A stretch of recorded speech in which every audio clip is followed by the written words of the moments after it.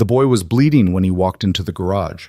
Not from a knife, not from a fist, from something worse. The kind of wound that doesn't show on skin but drips through everything you touch. 13 years old, soaked to the bone, dragging a backpack that weighed more than hope across cracked asphalt, while freezing rain turned the world to glass outside Tulsa. Inside, 7 men in leather cuts stopped working. Tattoos, scars, eyes that had seen things the world pretends don't exist. The kid pointed at a dead motorcycle buried under 20 years of dust and said 5 words that changed everything. That bike belonged to my grandfather. Nobody moved, because they all knew that name, and they all knew why he disappeared. Before we ride into this storm together, hit that like button and drop a comment telling me what city you're watching from. You're gonna need to stay until the end of this one. I promise you, this story doesn't go where you think. The Thunder Saints Motorcycle Club didn't advertise. No website. No signs along Highway 66. Just a dying garage with boarded windows and a hand-painted logo so faded you had to know it was there to see it at all. The kind of place decent people drove past without slowing down, especially after dark, especially when the row of Harleys sat parked outside like a warning written in chrome and gasoline. Eli Mercer stood in the doorway dripping rainwater onto concrete that hadn't been swept in months, maybe years. His sneakers were held together with duct tape. His jeans had holes that weren't fashionable. The backpack slung over one shoulder looked older than he was, canvas stained with oil and something that might have been blood, but probably wasn't his. Behind him, lightning split the Oklahoma sky and turned the rain to silver needles. Nobody inside the garage spoke. They just watched. 7 bikers in various states of work, one under a lifted Harley, greased to his elbows, another bent over an engine block, cigarette hanging from his lips, a third leaning against a rusted workbench with arms crossed and eyes that tracked the kid like a wolf. Tracks movement in tall grass. The radio played low. Something old. Credence. The kind of music that sounds like America used to. Wade Grim Callahan stood near the back, wiping his hands on a rag that was already beyond saving. He was the kind of man who looked like he'd been carved from something harder than stone. Face weathered to leather, beard shot through with gray, eyes the color of bad weather. His hoodie hung heavy with patches that told stories no decent person wanted to hear. President Patch on the front, too many others on the back. He looked at Eli the way you look at a stray dog standing in your yard. Not quite hostile. Not quite kind. "Shop's closed," Grim said. His voice sounded like gravel being dragged across iron. Eli didn't move. Water dripped from his hair, ran down his face, pooled at his feet. "I'm not here for the shop," he said quietly. One of the bikers laughed, short, sharp, mean. The sound died fast when Grim's eyes cut toward him. "Then you're lost," Grim said to the kid. "Highway's that way." Eli shifted the backpack on his shoulder. The weight of it made him lean slightly to one side like a tree that's been bent too long by wind.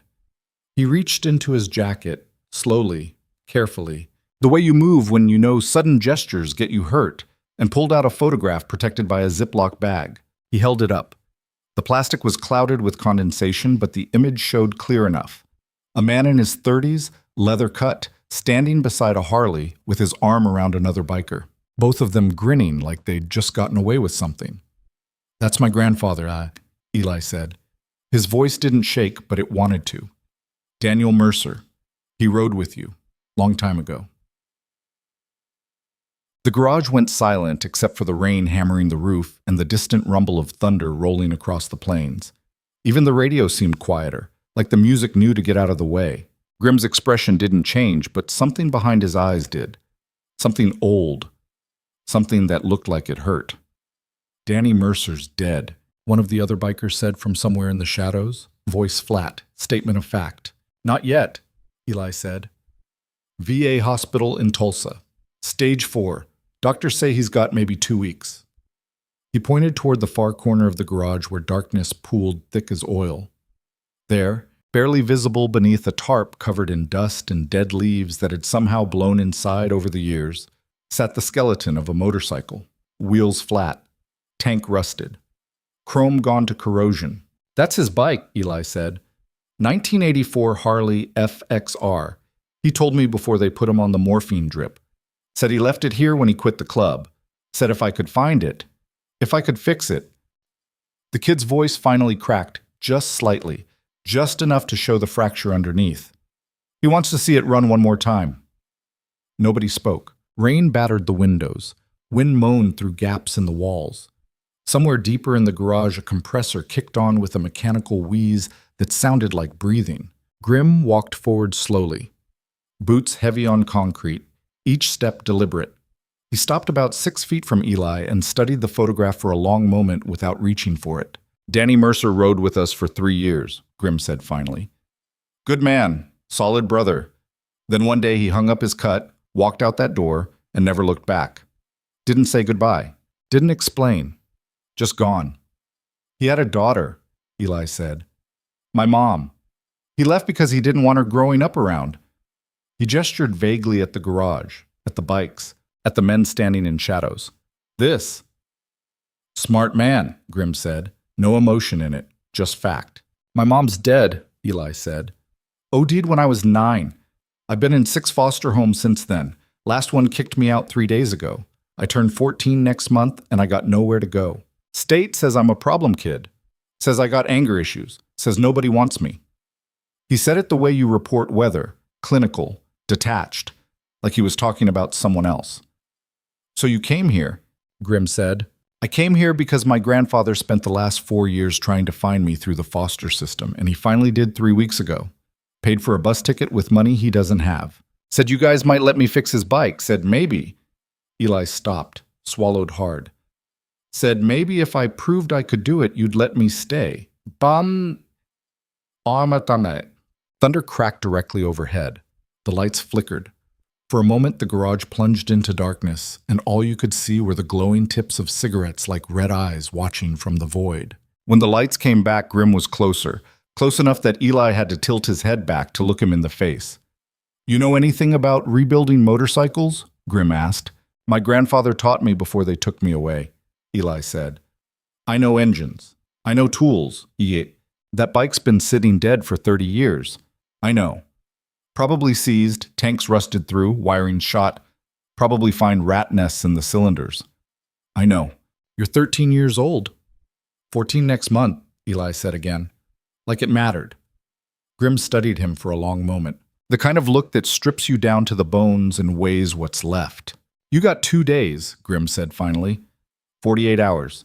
You bring that bike back from the dead, we'll talk. You fail, you're gone, and we forget you were ever here. And if I succeed," Grim's expression was unreadable, "then we'll see if you're more like your grandfather than you look." He turned and walked back toward the workbench. Conversation over. Eli stood there dripping for another moment before one of the other bikers jerked his head toward the dead Harley in the corner. "Tools are in the cabinets," the biker said. His voice was rough, damaged, like he'd screamed himself hoarse once and never recovered. "Coffee's on the hot plate if you want it. Don't touch anything that ain't yours. Don't ask questions. Don't bother anyone. You got 48 hours starting now." Eli walked toward this corner, backpack heavy on his shoulder, water still dripping from his clothes. Behind him, the bikers returned to their work. The sounds of the garage resumed, wrenches clicking, boots scuffing concrete, the radio playing low. Nobody welcomed him. Nobody told him good luck.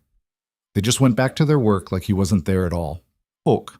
Eli pulled the tarp off the motorcycle, and dust exploded into the air thick enough to choke on. The Harley beneath looked like something dredged from a lake bottom, paint gone to rust, chrome flaked away, tires rotted to black paper. The engine was still there, but covered in grime so thick you couldn't tell what color it used to be. He stood looking at it for a long time, backpack at his feet, hands hanging at his sides. This was impossible. He knew that. A professional mechanic would take weeks to rebuild this thing, maybe months. He was 13, almost 14, with basic knowledge and no money and 2 days. But he also knew something else. He knew if he walked out of this garage, he had nowhere to go. The state would find him within hours and ship him to another foster home, or maybe juvenile detention because he'd run from the last placement, and that was a violation. He knew he'd never see his grandfather again. Knew the old man would die alone in a VA hospital bed, wondering if the kid had even tried. Eli opened his backpack and pulled out the tools inside. Cheap Harbor Freight wrenches, screwdrivers with worn handles, a socket set missing half the pieces. The kinds of tools you buy when you don't have money, but you need to fix things anyway. He set them on the concrete floor in a neat row. Then he got to work. The first 6 hours were brutal. Eli worked in near silence while the other bikers moved around him like he was furniture. Nobody offered advice. Nobody checked his progress. They just worked on their own bikes, smoked their cigarettes, drank their coffee, and occasionally glanced over at the kid kneeling on cold concrete with grease up to his elbows. He started by draining what was left of the oil, thick black sludge that poured out like tar. Then the gas tank. The fuel inside had gone to varnish decades ago, coating the interior with a sticky residue that would need to be dissolved or scraped out by hand. His hands shook from exhaustion, but he didn't stop. Around midnight, one of the bikers walked past and set down a cup of coffee beside him. Didn't say a word. Just put it there and walked away. Eli drank it black and scalding and kept working. By 2 a.m., he had the engine partially disassembled. Cylinder heads off. Pistons exposed. Everything inside was corroded, seized, damaged beyond what he'd expected. He sat back on his heels and stared at the carnage and felt something like despair starting to creep in around the edges. "You're doing it wrong."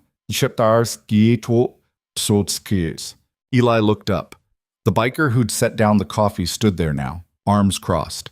He was older than the others, maybe 60, maybe older, with a face like worn leather and hands that looked like they'd been broken more than once.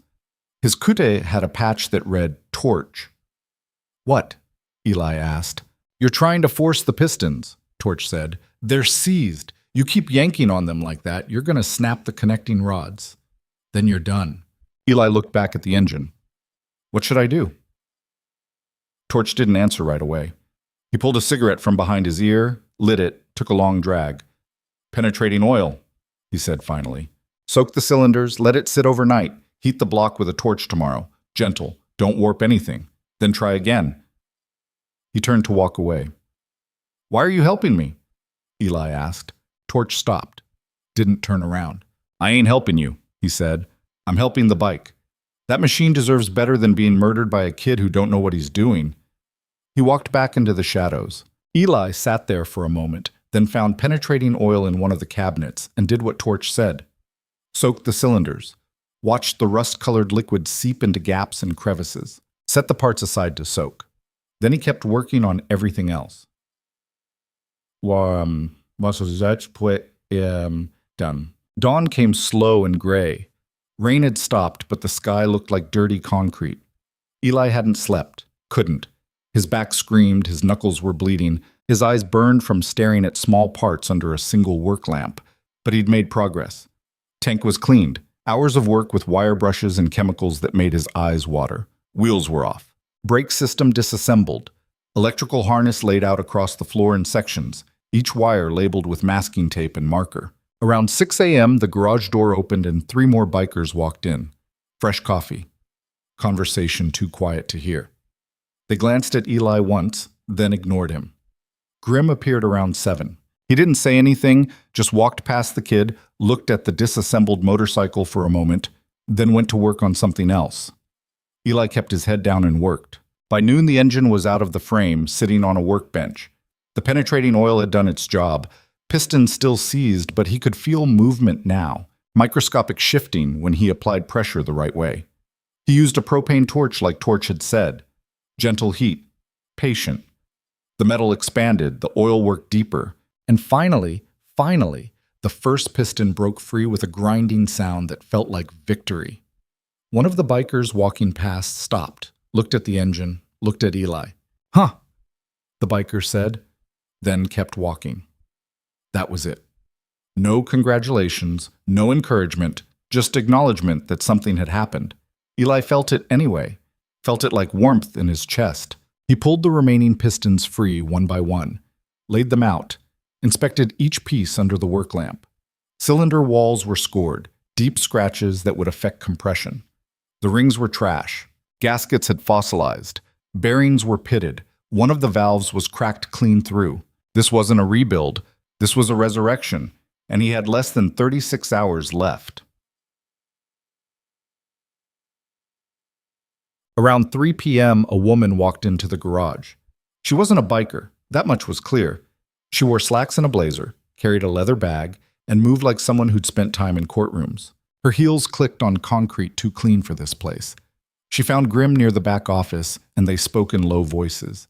Eli couldn't hear the conversation, but he saw Grim's expression go dark, saw him shake his head, saw the woman pull documents from her bag and set them on the workbench. Grim's voice rose just enough to carry, "Not your concern, Sophia." "It is my concern," the woman, Sophia, shot back. "He's 13. He's homeless. And if CPS finds out you have him here, they won't." What? Wade. She said it like a teacher getting tired of a student's excuses. "I checked. He's flagged in the system. Ran from his last placement. There's an active search. If they find him here and you haven't reported it, you're looking at felony charges. Harboring. Contributing to the delinquency of a minor. They will bury you." Grim was flinching for a long moment. "How long?" he asked finally. "Before they trace him here? I don't know. Could be days, could be hours if someone saw him come in. What do you suggest?" Sophia looked past Grim toward Eli, who was still hunched over the engine, pretending not to listen. "File for emergency guardianship," she said. "I can draft the paperwork tonight. We claim the club is providing temporary shelter while we locate suitable family placement. It's thin, but it'll buy time." "I ain't his guardian," Grim said. "Then he goes back into the system tomorrow," Sophia replied flatly. "And you probably get arrested. Your choice." She left without saying goodbye. Heels clicking, door slamming. Eli kept working, but his hands moved slower now. He'd known this was coming. Known it was too good to be true. 2 days to fix a bike, and somehow everything would work out. That wasn't how the world worked. Not for kids like him. The world didn't work out for kids like him. It just ground them down until there was nothing left. He tried to focus on the engine, but his vision was blurring. Not from tears. He'd learned years ago that tears didn't help anything, but from exhaustion and something heavier that sat in his chest like concrete. "You listening to me, or are you deaf?" Eli looked up. Torch stood there holding a cardboard box. "What?" Eli asked. "I said, you need new gaskets. These are trash." Torch set the box down. Inside were fresh gaskets, new piston rings, and a valve that looked like it came from a parts catalog. "Found them in storage. They'll fit." Eli stared at the parts. "These are expensive." "They're old stock," Torch said. "Been sitting here 20 years. Nobody's using them." "Why?" "You gonna keep asking stupid questions, or are you gonna install them before your time runs out?" Torch walked away. Eli looked down at the parts, then at the engine, then at the clock on the wall. 33 hours left. He got back to work. Night came again. The garage lights flickered on, harsh fluorescent that turned everything sickly yellow. Rain started up again, softer this time, tapping against the roof like fingernails. Eli's whole body hurt. He'd been awake for over 40 hours. His hands wouldn't stop shaking. He'd burned himself twice with the torch, cut his palm on a piece of sharp metal, and dropped a wrench on his foot hard enough that he was pretty sure something was broken. But the engine was coming together. New gaskets installed. Piston rings seated. Valves cleaned and lapped. He'd honed the cylinder walls by hand, hours of circular motion with sandpaper and oil until his arm felt like it was going to fall off, but the metal was smooth again. Around 10 p.m., he started reassembling the top end. Cylinder head bolted down. Torque specs checked 3 times with a borrowed gauge, valve covers secured. The engine sat on his bench looking almost like a real machine now, still dirty, still old, but alive in a way it hadn't been before. Eli stepped back and looked at it and felt something dangerous start to bloom in his chest. Something like hope. "Don't celebrate yet." Grim stood in the shadows, arms crossed, watching. "Engine's only half the battle," Grim continued. "You still got electrical, fuel system, transmission, brakes, exhaust. And you got..." He checked his watch. 28 hours. "I know," Eli said. "You know you're probably going to fail, right?" Grim's voice wasn't cruel, just honest. "This ain't a movie. You don't get a miracle ending just because you tried hard." "I know," Eli said again. Grim studied him for a long moment. "Why are you really doing this, kid? And don't tell me it's about the bike. Nobody works like this for a machine." Eli looked down at his grease-stained hands, knuckles bleeding, nails black, scars from burns and cuts. "My grandfather's the only person who ever looked at me like I mattered," Eli said quietly. He found me in the system after 4 years of searching, paid for that bus ticket with money he should have spent on medication. And he told me. Eli stopped, swallowed. He told me I'm not broken. He said the world makes you think you're broken, when really you're just looking for the right place to fit. Grim didn't respond right away. And you think this is that place? He asked finally. I don't know, Eli said honestly, but I got nowhere else to try. Grim was silent for another beat. Then he pulled something from his pocket. A folded piece of paper, worn soft from age. Your grandfather left this when he quit the club, Grim said. He handed it to Eli. The kid unfolded it carefully. The handwriting was shaky, like it had been written in a hurry or by someone whose hands weren't steady. Grimt. I'm leaving, but not because I stopped loving my brothers. I'm leaving because I love my daughter more than I love this life. She deserves better than what we are. She deserves a father who comes home. I hope you understand. If I ever have a grandson, if he ever shows up looking lost, give him a chance. Just one. That's all I'm asking.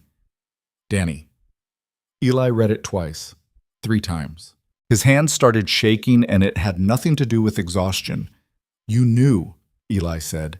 You knew I was coming. Didn't know when, Grim said. Didn't know if. But yeah, Danny sent letters. 3 of them over the years, all said the same thing. If my family comes, give them a chance. So this whole thing, the 2 days, the test, was real, Grim cut him off. Because a chance ain't a guarantee. You want to stay in this world, you earn it, same as everyone else. He turned to walk away, then stopped. Get some sleep, kid. You're no good to that bike if you collapse. Eli looked at the workbench, at the engine sitting there half-finished, at the clock ticking down. I can't, he said. I don't have time. Grim sighed. 4 hours. I'll wake you myself. You keep going like this, you're going to make a mistake that ruins everything. Before Eli could argue, Torch appeared from somewhere with a rolled-up sleeping bag and a pillow that had seen better days. Floor's cold, but it's flat, Torch said. Don't snore. They walked away.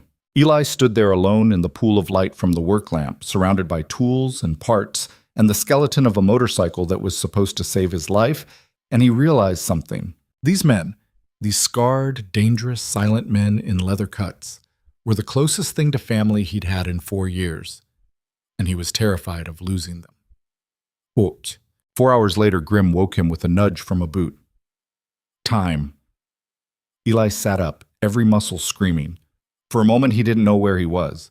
Then it all came rushing back. The garage, the bike, the countdown. He checked the clock. 3 a.m. 24 hours left. He rolled up the sleeping bag, drank cold coffee from a styrofoam cup someone had left beside him, and got back to work. The electrical system was a nightmare. 30-year-old wiring harness, insulation cracked and brittle, connections corroded. He spent 6 hours tracing every wire, replacing what needed replacing, cleaning what could be saved, resoldering connections with a borrowed iron. His eyes burned. His back felt like someone was driving nails into his spine, but the wiring came together piece by piece. By noon, the harness was reinstalled. He connected the battery, old, probably dead, but he had to try. Nothing. He checked connections, tested voltage, traced ground wires. Still nothing. Starter relays probably fried, someone said behind him. Eli turned. One of the younger bikers stood there, maybe 30, covered in tattoos, eyes that looked like they'd seen combat. His patch read, Reaper. I don't have a spare, Eli said. Reaper pulled something from his pocket, small electrical component. Try this. Eli took it. Where did you? Don't ask questions you don't want answered, Reaper said, then walked away. Eli installed the relay, connected the battery again. This time when he hit the starter button, the engine turned over. Slow, grinding, reluctant. But it moved. No spark. No fuel. But it moved. He sat back on his heels and let out a breath he hadn't known he was holding. 18 hours left. By evening, the garage had taken on a different energy. More bikers showed up, not club members, just guys who drifted in to work on their own machines or hang around drinking beer and smoking. They glanced at Eli occasionally, watched him work, didn't say much. But Eli noticed something. They stayed longer than they needed to, found excuses to walk past his workspace, left tools where he could reach them. Someone brought fast food and left a burger beside him without comment. Nobody acknowledged it. Nobody made it obvious. But they were watching. And maybe they were hoping. Around 8 p.m., the engine was back in the frame, mounted, aligned, exhaust system connected, fuel lines installed with fresh hose, carburetor rebuilt and adjusted. Eli's hands wouldn't stop shaking now, not from fear, from something else, something that felt like standing at the edge of a cliff knowing you're about to jump. He reconnected the battery, checked fuel flow, confirmed spark. Midnight. 12 hours left. He cleaned his hands on a rag that was already filthy, took a deep breath, and reached for the key. Behind him, the garage had gone quiet. He hadn't noticed but suddenly there were a dozen bikers standing in the shadows watching, not crowding him, just there. Eli turned the key. The engine cranked. Once, twice, coughed, died. He tried again. Crank, crank, cough, sputter, silence. One of the bikers in the back muttered something. Someone else laughed, bitter, not mean. The sound of men who'd seen this story before and knew how it ended. Eli tried a third time. Nothing. He sat there on the bike, hands on the grips, and felt everything start to collapse inside him. 46 hours of work, no sleep, blood and burns and cuts. And it wasn't enough. It was never going to be enough. Timing's off. Eli looked up. Torch stood there, cigarette between his lips, looking at the engine with a critical eye. What? Eli's voice came out hoarse. Your timing, Torch said. You installed the cam gear wrong. It's one tooth off. Engine'll crank, but it won't fire. Eli stared at the engine, at all the work he'd done, at the hours he didn't have to tear it apart and fix it. I don't have time, Eli whispered. Then you're done, Torch said. Not cruel, just fact. Eli climbed off the bike. His legs barely held him. He walked to the back wall and sat down hard on the concrete floor and put his head in his hands. He'd failed. He'd actually believed, for just a moment, that things could be different, that if he worked hard enough, if he wanted it badly enough, the universe would give him this one thing. But that wasn't how life worked. Life didn't give. It took. And now he had nowhere to go. The bikers stood in silence for a long moment. Then, one by one, they started to leave. Back to their own bikes. Back to their own problems. The show was over. Eli sat there alone on the cold floor while the clock ticked down the final hours and... Move! Eli looked up through blurry eyes. Grim stood over him. I said move, Grim repeated. You're in my way. Eli stood, confused. Grim walked past him to where a rolling toolbox sat against the wall. He pulled it toward the bike. Then Torch appeared on the other side. Then Reaper. Then Sophia, who'd come back and was rolling up her sleeves. Then 3 more bikers whose names Eli didn't even know. They surrounded the Harley. What are you doing? Eli asked. Grim looked at him. You got 9 hours to fix your mistake, but you don't fix family alone. He turned to Torch. Walk him through it. Make sure he understands why he screwed up so he doesn't do it again. And then they went to work. All of them. The garage exploded with activity. Tools clanging, boots on concrete, voices calling out torque specs and part numbers. Someone fired up the coffee maker. Someone else turned up the radio. Metallica this time, loud and driving. Eli stood frozen for a moment, watching these scarred, dangerous men strip down his mistake and prepare to help him fix it. You just gonna stand there? Torch growled. Get your ass over here. This is your bike. You're doing the work. We're just making sure you don't fuck it up twice. Eli moved, and for the next 9 hours he learned what brotherhood actually meant. The timing chain hung in Eli's hands like a metal snake, cold and unforgiving in the pre-dawn darkness. His fingers trembled, not from fear anymore, but from 48 hours without real sleep, from coffee and adrenaline and something deeper that felt like standing on the edge of a razor blade. Torch leaned over his shoulder, cigarette smoke curling past Eli's face, voice low and rough. See that mark on the gear? Lines up with the mark on the crank. 1 tooth off and the whole thing's garbage. You understand? I understand, Eli said. Say it back to me. The cam gear mark lines up with the crank mark. Compression stroke. Top dead center. And if you fuck it up again?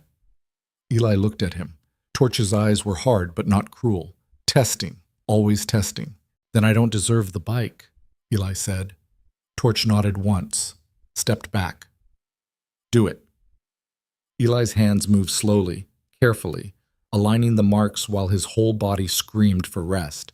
Behind him, the garage hummed with activity. Grim checking valve clearances, Reaper bleeding the brake lines, Sophia on her phone near the office door speaking in urgent whispers that nobody acknowledged, but everyone heard. The clock on the wall read 6:14 a.m., less than 2 hours. Outside, the sound that had made everyone tense moments ago grew louder. Not the familiar rumble of Harley engines, but something different.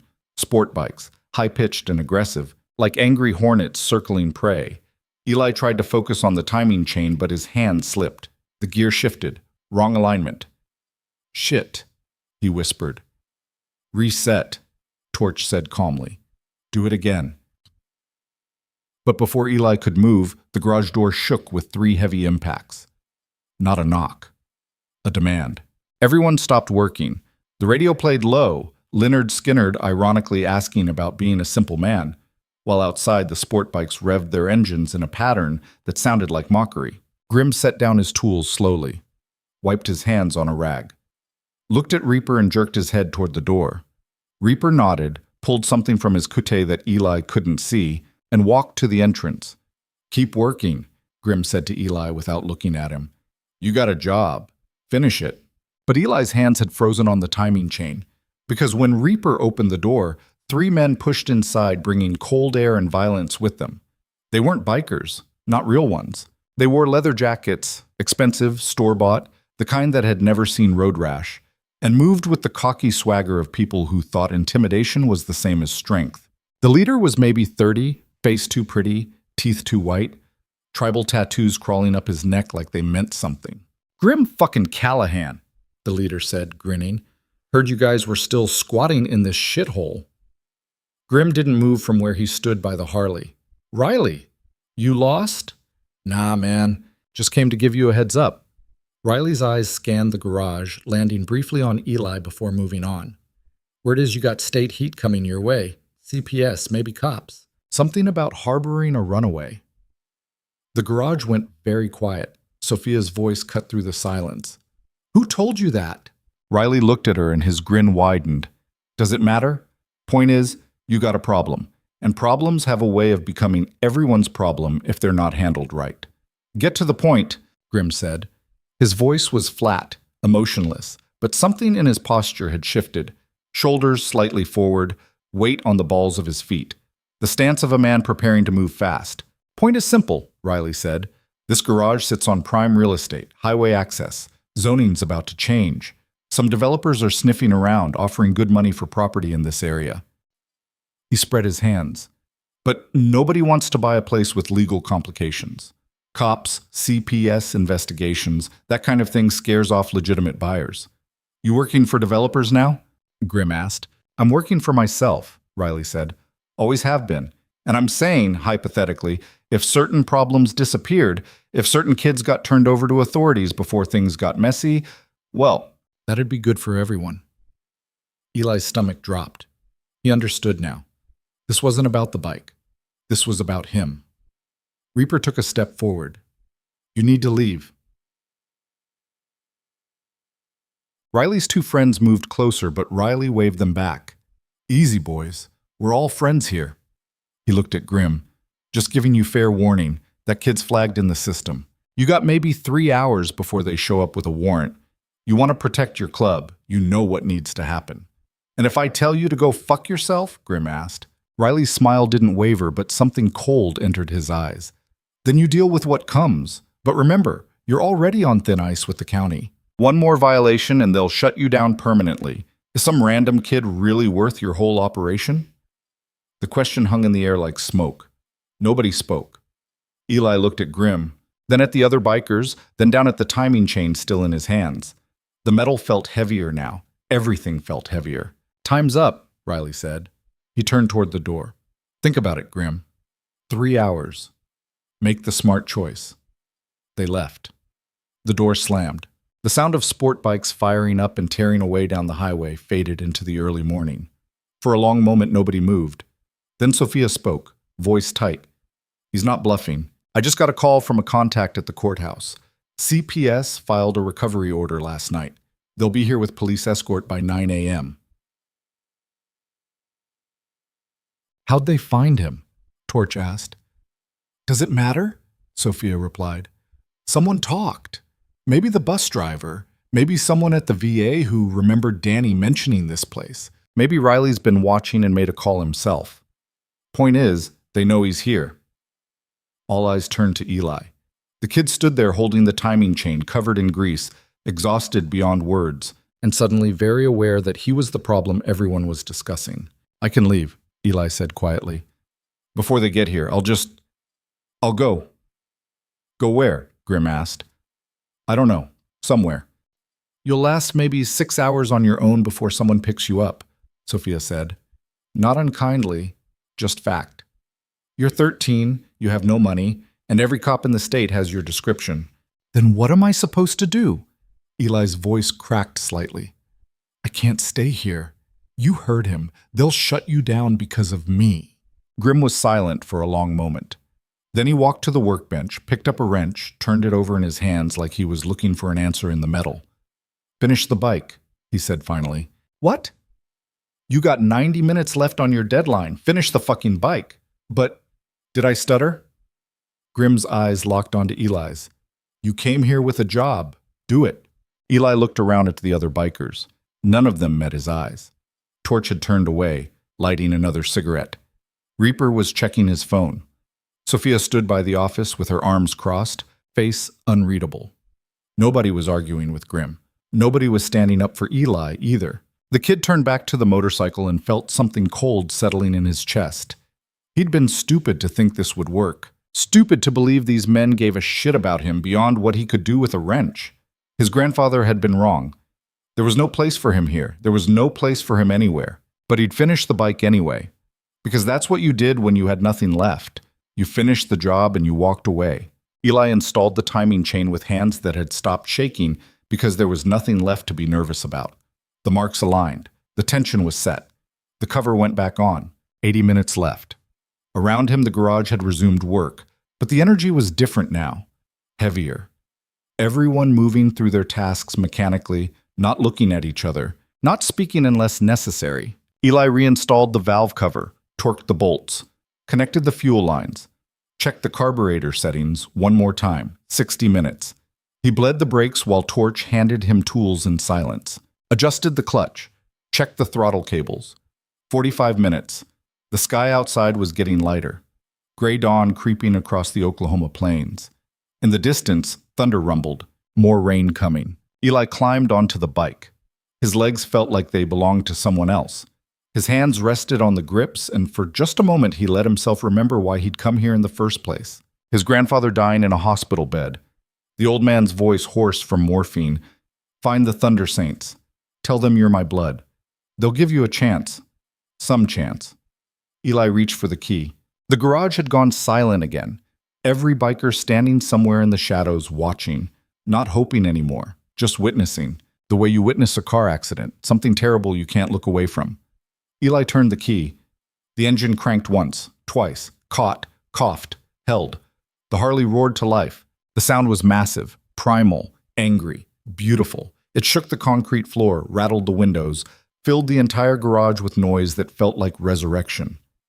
The bike was alive. Eli sat there on the running motorcycle, feeling it vibrate beneath him, hearing the engine settle into a rough idle that would need tuning but was there. And something broke open in his chest that he'd been holding closed for 4 years.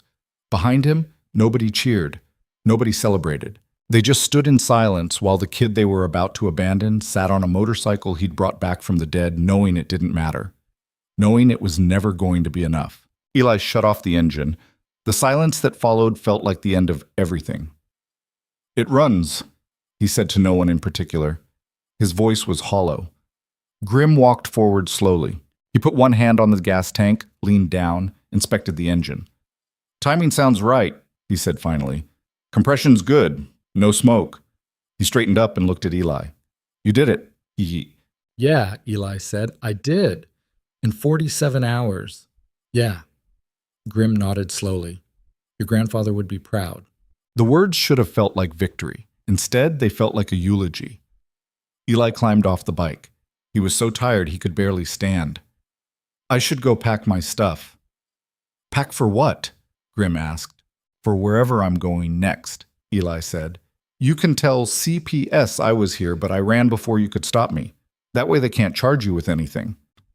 He started walking toward the corner where his backpack sat, but Grim's voice stopped him. You think that's how this works? Eli turned around. I don't know how this works, but I know Riley was right. You don't risk your whole club for some kid you barely know. You're wrong, Grim said. About what? About barely knowing you. Grim walked closer. I watched you for 2 days. Watched you work through exhaustion most grown men couldn't handle. Watched you take advice from men who didn't make it easy. Watched you fail and get back up and keep going even when you knew it was probably hopeless. He stopped a few feet away. I know exactly who you are, Grim continued. You're your grandfather's blood, and he was my brother. So that makes you family. And we don't abandon family. Eli stared at him. CPS is coming. The cops are coming. They'll shut you down. Maybe, Grim said.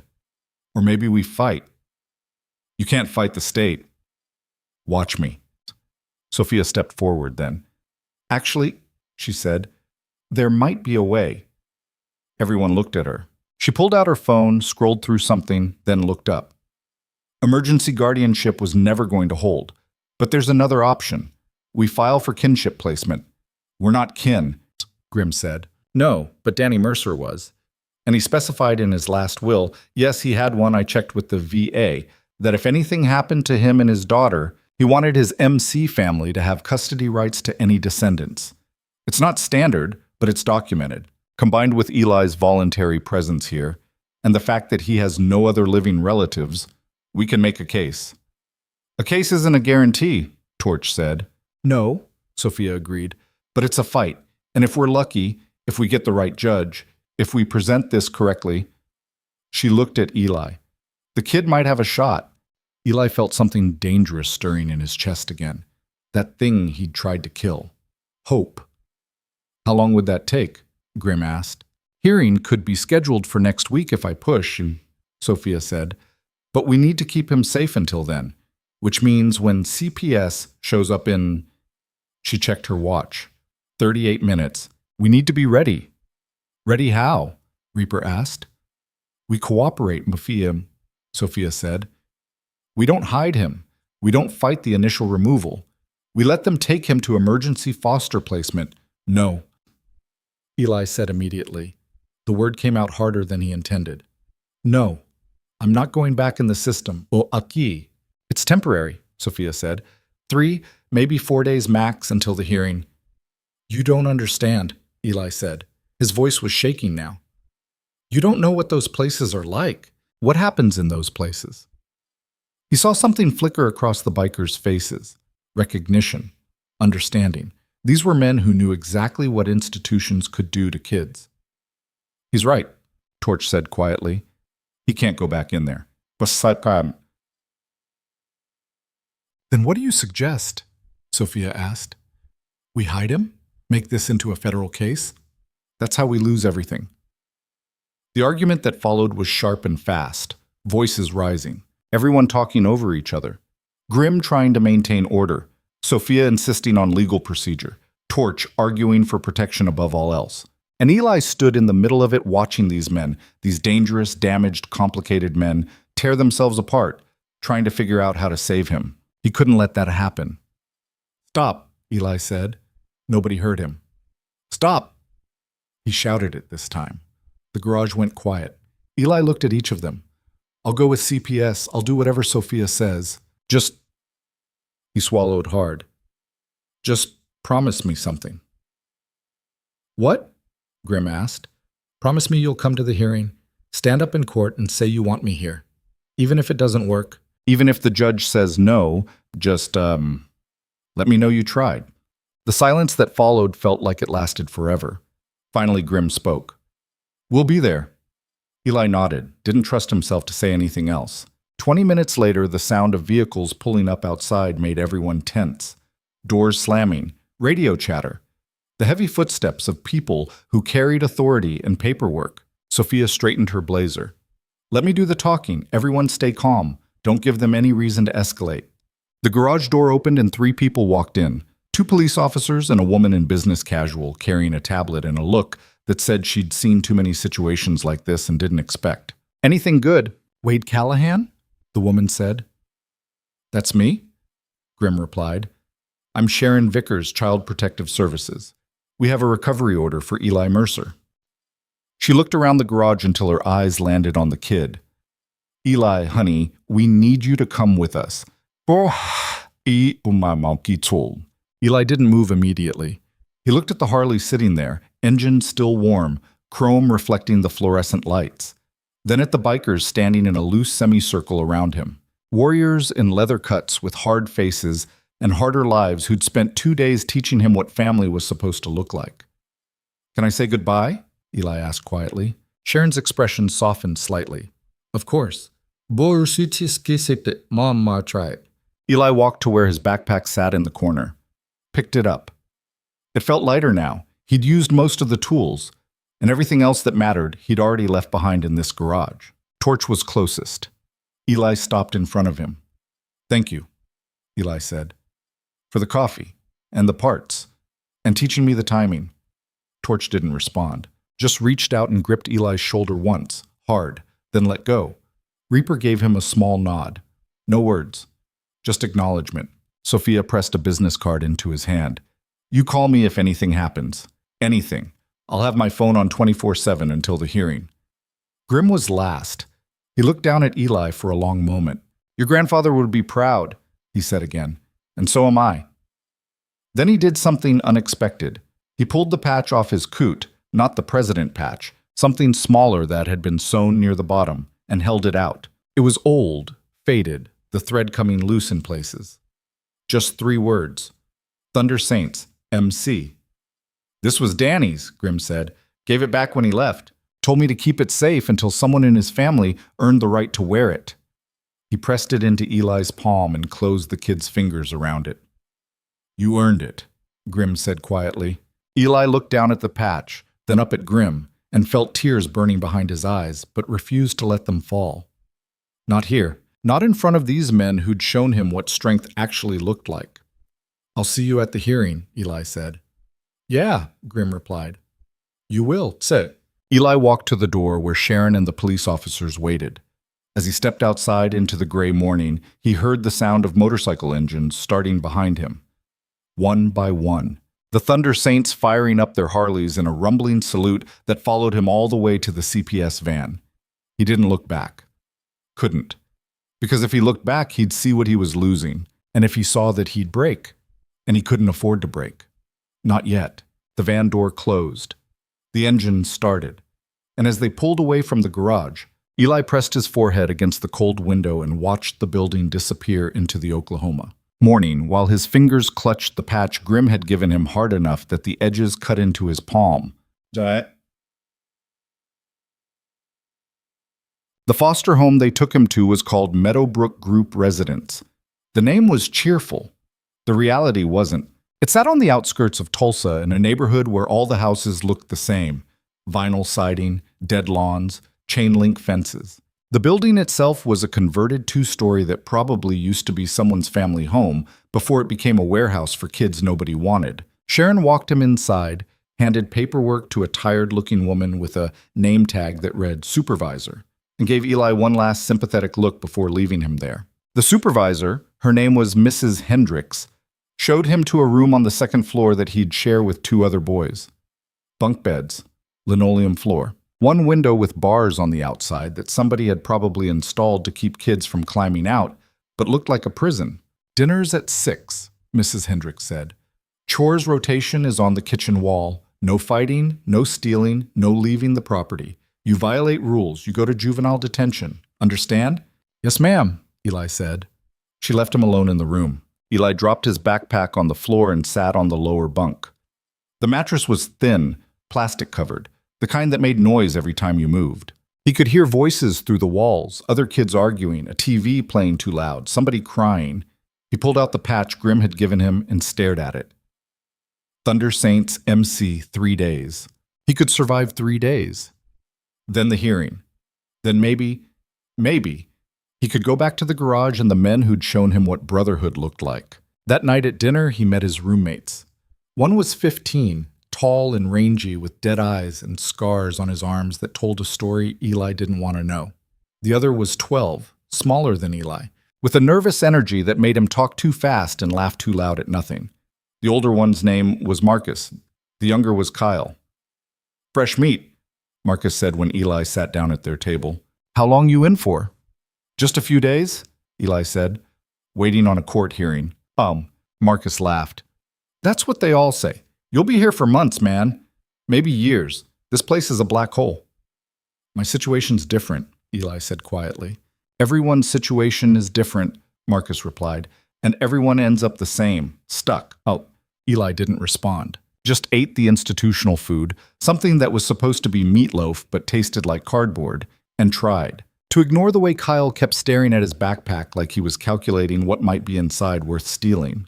That night, Eli lay awake on the narrow bunk listening to the sounds of the group home.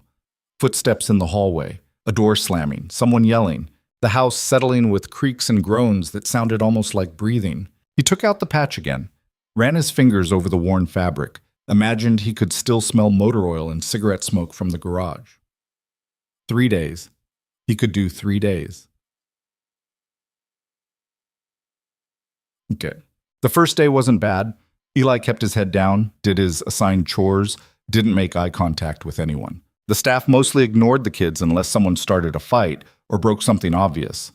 The other residents moved through the house like ghosts, present but not really there, just existing until they aged out, or got placed somewhere else, or ended up in the system's darker corners. Eli spent most of his time in his room, door closed, counting hours. The second day started the same. Morning came gray and cold. He got dressed, went downstairs for breakfast, sat in his usual corner.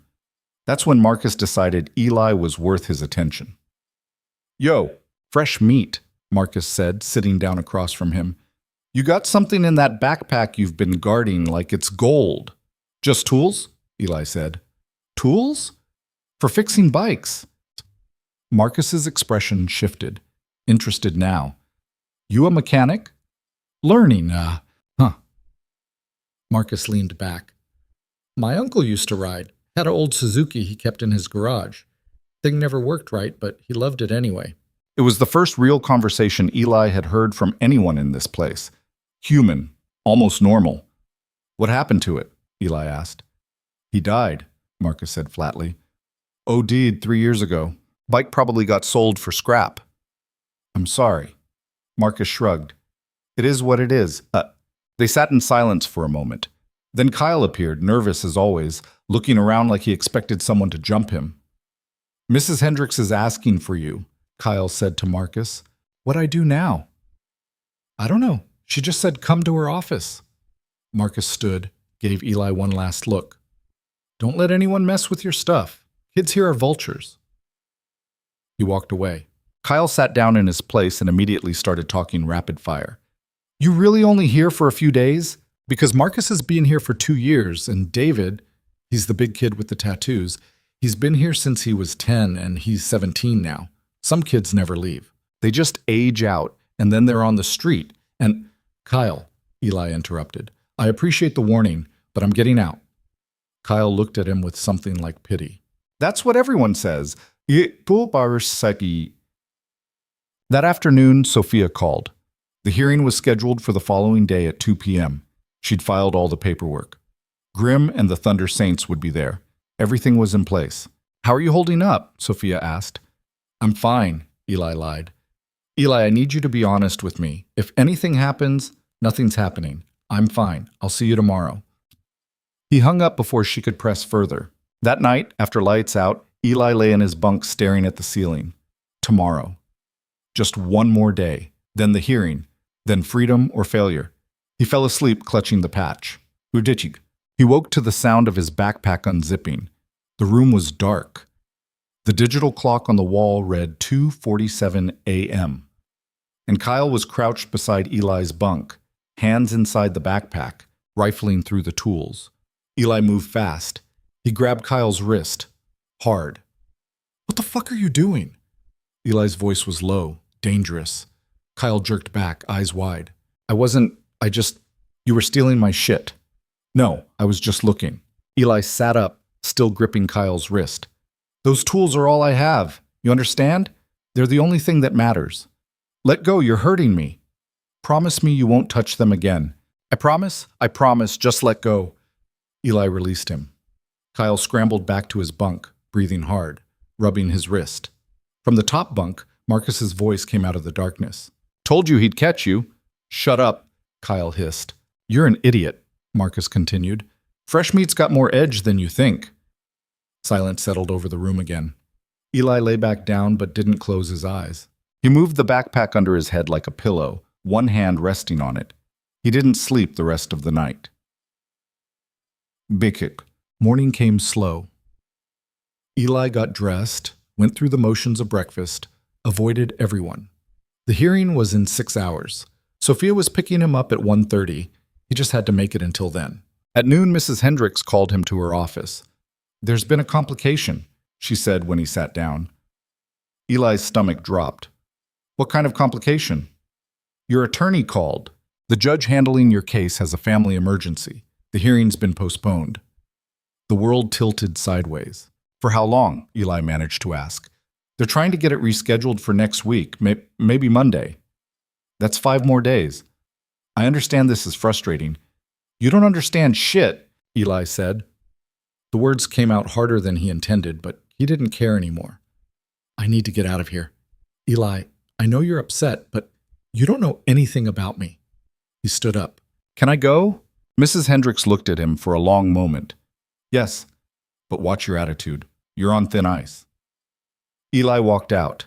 He made it to the second-floor bathroom before the shaking started. He locked himself in a stall and sat on the closed toilet lid with his head in his hands and felt everything he'd been holding together start to crack. 5 more days. He couldn't do 5 more days. His phone, the cheap prepaid Sophia had given him, buzzed in his pocket. Text from Grim. "Heard about the delay. You okay?" Eli stared at the message, typed back, "Yeah." Another buzz. "Don't believe you. Call me." Eli's hands were shaking too hard to dial.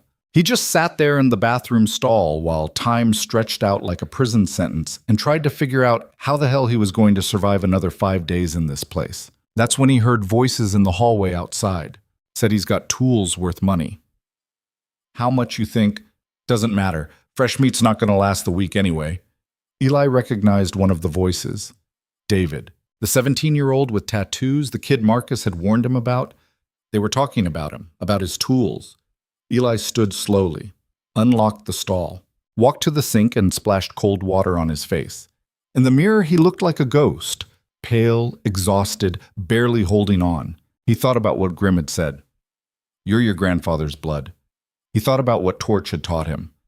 "You don't finish family alone." And he realized something. These people weren't his family. This place wasn't his home. And if he stayed here much longer, it was going to break him. So he made a decision. He walked back to his room, grabbed his backpack, and left through the window with the bars that someone, probably another kid years ago, had already loosened enough to squeeze through. He hit the ground outside, stumbled, caught himself, and started running. Behind him, Meadowbrook Group residents sat silent and dark. Just another building full of lost kids in a city that didn't care. Ahead of him, somewhere in the Oklahoma night, was a garage full of dangerous men who'd shown him what protection actually looked like. Eli ran toward them and didn't look back. The streets of Tulsa at 3 a.m. looked like the end of the world. Eli ran through pools of orange streetlight and stretches of darkness so thick he couldn't see his own feet hitting pavement. His backpack slammed against his spine with every stride, the tools inside clanging together in a rhythm that sounded like alarm bells. His lungs burned, his legs screamed, but he didn't stop. Behind him, maybe 6 blocks back, maybe closer, he heard the high-pitched scream of sport bike engines cutting through the night. They'd found him faster than he'd expected. Eli cut through an alley between abandoned storefronts, jumping over trash bags and broken pallets, emerging onto another empty street. The highway was somewhere ahead. If he could make it to Highway 66, he could follow it back to the garage. 3 miles, maybe 4. He could run that. He had to run that. His phone buzzed in his pocket for the 15th time. He ignored it. Answering meant stopping, and stopping meant getting caught, and getting caught meant going back to Meadowbrook, or worse. The sport bikes were getting closer. He could hear them splitting up, circling, hunting. Eli's sneakers hit a patch of ice, and his feet went out from under him. He crashed hard onto concrete, rolled, felt skin tear from his palms. The backpack absorbed most of the impact, but something inside cracked. Probably a wrench handle, maybe worse. He scrambled to his feet, limping now, tasting copper in his mouth where he'd bitten his tongue. The sound of an engine closing in from his left made him pivot right. Another alley. This one narrower, darker, ending at a chain-link fence about 8 feet high. Eli hit the fence running and climbed. His damaged hand slipped on cold metal, but adrenaline pushed him up and over. He dropped to the other side, landing in what looked like the back lot of an auto salvage yard. Rows of dead cars stacked like corpses, weeds growing through cracked asphalt, a single security light buzzing somewhere in the distance. He crouched behind a rusted pickup truck and tried to catch his breath. The sport bike circled the block once, twice, their engines echoing off brick walls. Then silence. Eli waited, every muscle tensed, counting heartbeats. Nothing. He pulled out his phone. 23 missed calls, 12 from Sophia, 8 from a number he didn't recognize, 3 from Grim. He called Grim back. 1 ring. "Where the fuck are you?" Grim's voice was sharp, wide awake despite the hour. "I ran," Eli whispered, "from the group home. I couldn't stay there." "Oh, Jesus Christ, kid, do you have any idea what you just did? You violated your placement. They'll issue a warrant. The hearing's off the table now." "I know, I'm sorry. Eli's voice cracked. "I couldn't do 5 more days in that place." Silence on the other end. Then Grim exhaled slowly. "Where are you right now?" "Salvage yard off Porter Avenue, maybe 2 miles from you." "Stay there. Don't move. I'm coming to get you." "This? But there are people looking for me," Eli said. "Riley's guys, they're on sport bikes. They almost caught me 3 times. Another pause. Longer this time. When Grim spoke again, his voice had gone cold. "How many?" "I saw 3 bikes. Maybe more." "Did they see you go into the salvage yard?" "I don't think so." "You better pray they didn't. Stay hidden. I'll be there in 10 minutes. The line went dead. Eli sat with his back against the truck, knees pulled to his chest, shaking from cold and exhaustion and fear. His palms were bleeding where he'd scraped them. His jeans were torn at the knee. The backpack felt heavier than it had any right to.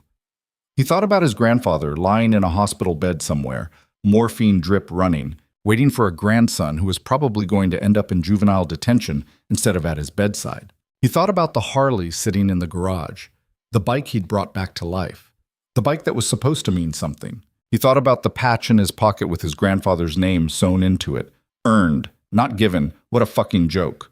He was about to pull the patch out and look at it again when he heard footsteps. Not boots. Sneakers. Moving quiet through the salvage yard. Multiple sets. Eli froze. A voice cut through the darkness. Young, male, amused. "Come on out, fresh meat. We know you're here." Riley. Eli stayed pressed against the truck, barely breathing. "Your phone's GPS is on," Riley continued. "Did you really think you could run? We've been tracking you since you left that shithole group home." Footsteps coming closer.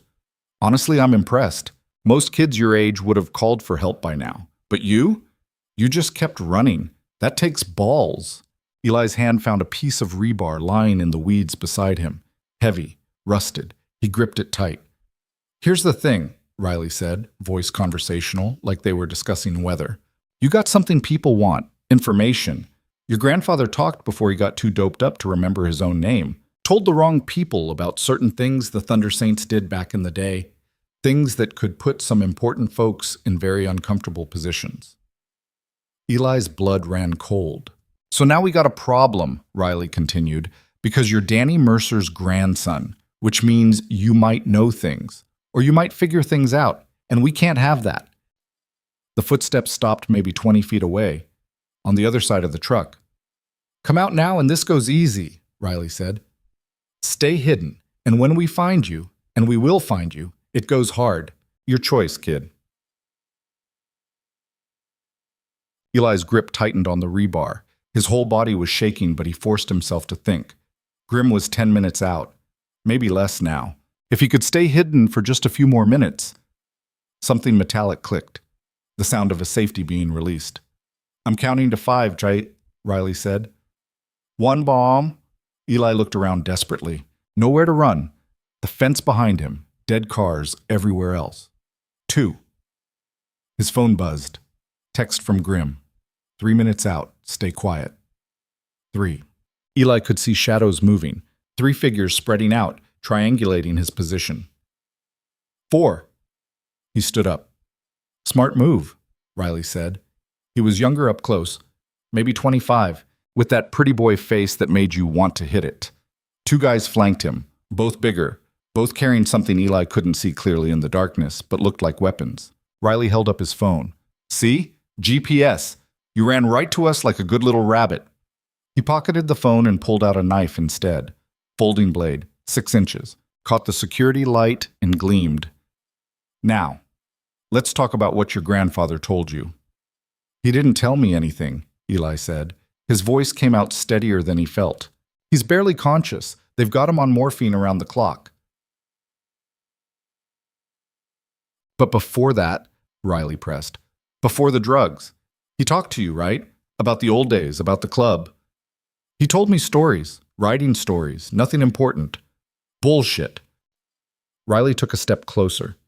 Danny Mercer knew where bodies were buried. Literally. He was there when the Thunder Saints were more than just a social club, when they moved product, when they cleaned up problems for people who paid well.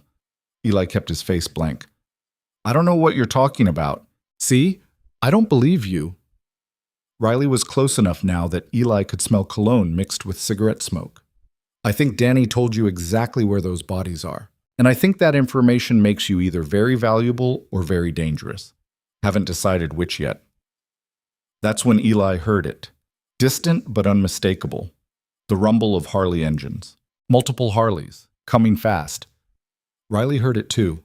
His expression shifted, just slightly, but Eli saw it. Worry. Maybe fear. "Time's up," Riley said. He lunged forward, knife out. Eli swung the rebar. It connected with Riley's forearm with a crack that sounded like breaking wood. The knife went flying. Riley screamed and staggered back, clutching his arm. The 2 bigger guys rushed forward, but Eli was already moving. He dropped the rebar, grabbed his backpack, and ran. Behind him, chaos erupted. The Harley engines roared into the salvage yard. Shouts, the sound of bikes skidding on gravel. Someone firing a gun, not at Eli, at something else. And the sharp crack echoed off metal car frames. Eli didn't look back, just ran toward the sound of those beautiful, brutal engines until hands grabbed him from the darkness and pulled him sideways behind a rusted van. Torch and Reaper, both armed, both looking like they'd been ready for war. "Stay down," Torch growled. More gunfire, return fire, the sharp metallic ping of bullets hitting steel. Then Grim's voice cutting through everything. "Enough!" The shooting stopped. Eli peered around the van. Grim stood in the middle of the salvage yard with his Harley idling beside him, backlit by headlights from 5 other bikes. He looked like something out of a nightmare, leather cut, beard, eyes that had gone flat and cold and dangerous. Riley was on his knees, still clutching his broken arm, flanked by his 2 guys who looked significantly less confident now that they were outnumbered and outgunned. "You made a mistake," Grim said quietly. "Fuck you," Riley spat. "This ain't over." "Yeah, it is." Grim walked closer. "You came after one of mine. You brought guns into a hunt for a 13-year-old kid. You crossed every line. That kid knows things. I don't give a shit what he knows." Grim's voice was still quiet, but it carried weight like thunder. "You put your hands on him, you answer to me." Riley laughed. It sounded wet, pained. "You think you scare me, old man? You think the Thunder Saints still mean something? You're a joke, a relic. This city moved on 20 years ago and left you behind." Grim studied him for a moment. Then he looked past Riley toward his 2 guys. Leave. Now. Before I decide you're as guilty as he is. Oh, you're... They didn't need to be told twice. They walked backward slowly, hands up, then turned and ran. Riley struggled to his feet. This isn't done. Grim moved faster than someone his age should be able to move. One hand shot out, grabbed Riley by the throat, lifted him slightly so they were eye to eye. Listen very carefully, Grim said. You're going to walk away from here. You're going to forget that kid exists. And if I ever see you near him again, I will personally make sure they never find enough of you to identify. He released Riley. The younger man stumbled, gasping, clutching his throat with his good hand. Get the fuck out of my city, Grim said. Riley ran. The sound of a sport bike starting up somewhere outside the yard, engines screaming, then fading into the distance. Silence settled over the salvage yard like snow. Grim turned toward where Eli was still hidden behind the van. You can come out now. Eli stood on shaking legs. Torch and Reaper stepped aside.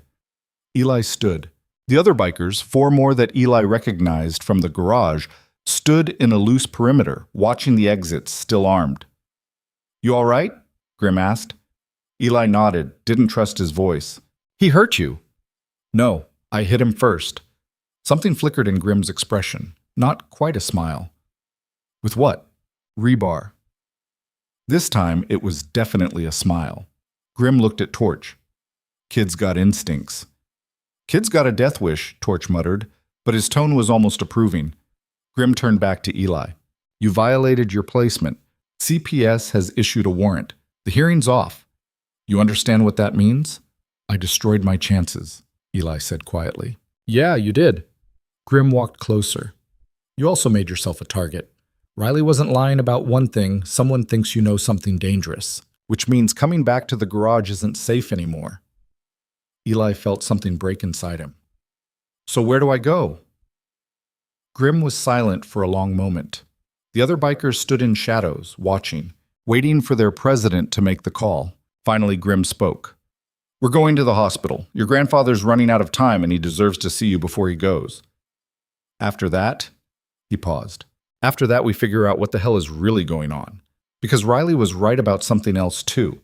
Your grandfather knew things, and somebody's scared those things are going to surface. What things? Eli asked. That's what we're going to find out.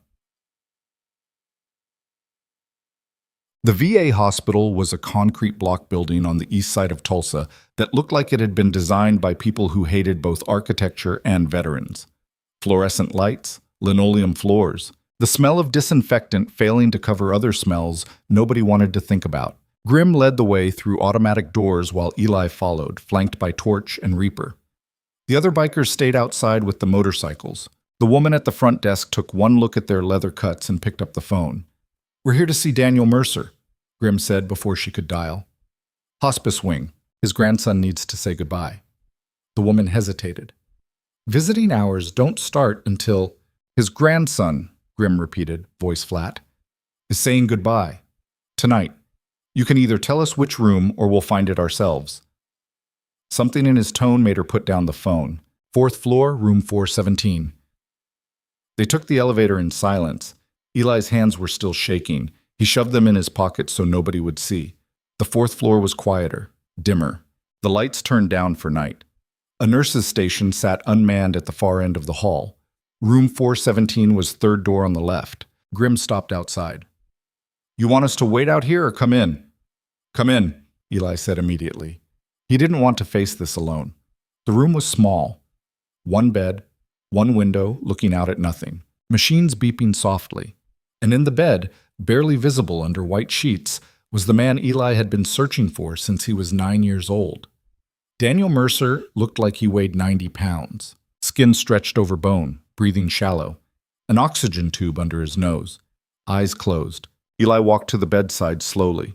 He pulled out the patch from his pocket, the one Grim had given him, and set it on the nightstand where his grandfather could see it if he woke up. Grandpa, Eli said quietly. It's me. Eli. No response, just the steady beep of the heart monitor. I fixed your bike, Eli continued. His voice was shaking now. Took me 2 days, but I got it running. Sounds good. Needs some tuning, but it's alive. Daniel's eyes flickered behind closed lids. The Thunder Saints helped me, Eli said. They're here with me now. Grim, Torch, Reaper. They're good men. You were right about them. Daniel's hand moved slightly on the sheets. Eli grabbed it.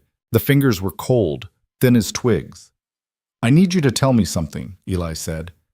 Riley, this guy who's after me, he says you told people about things the club did.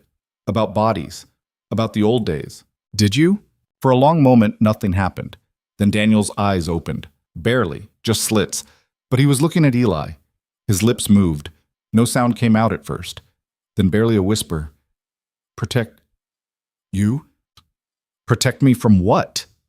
Eli leaned closer. Daniel's grip tightened slightly.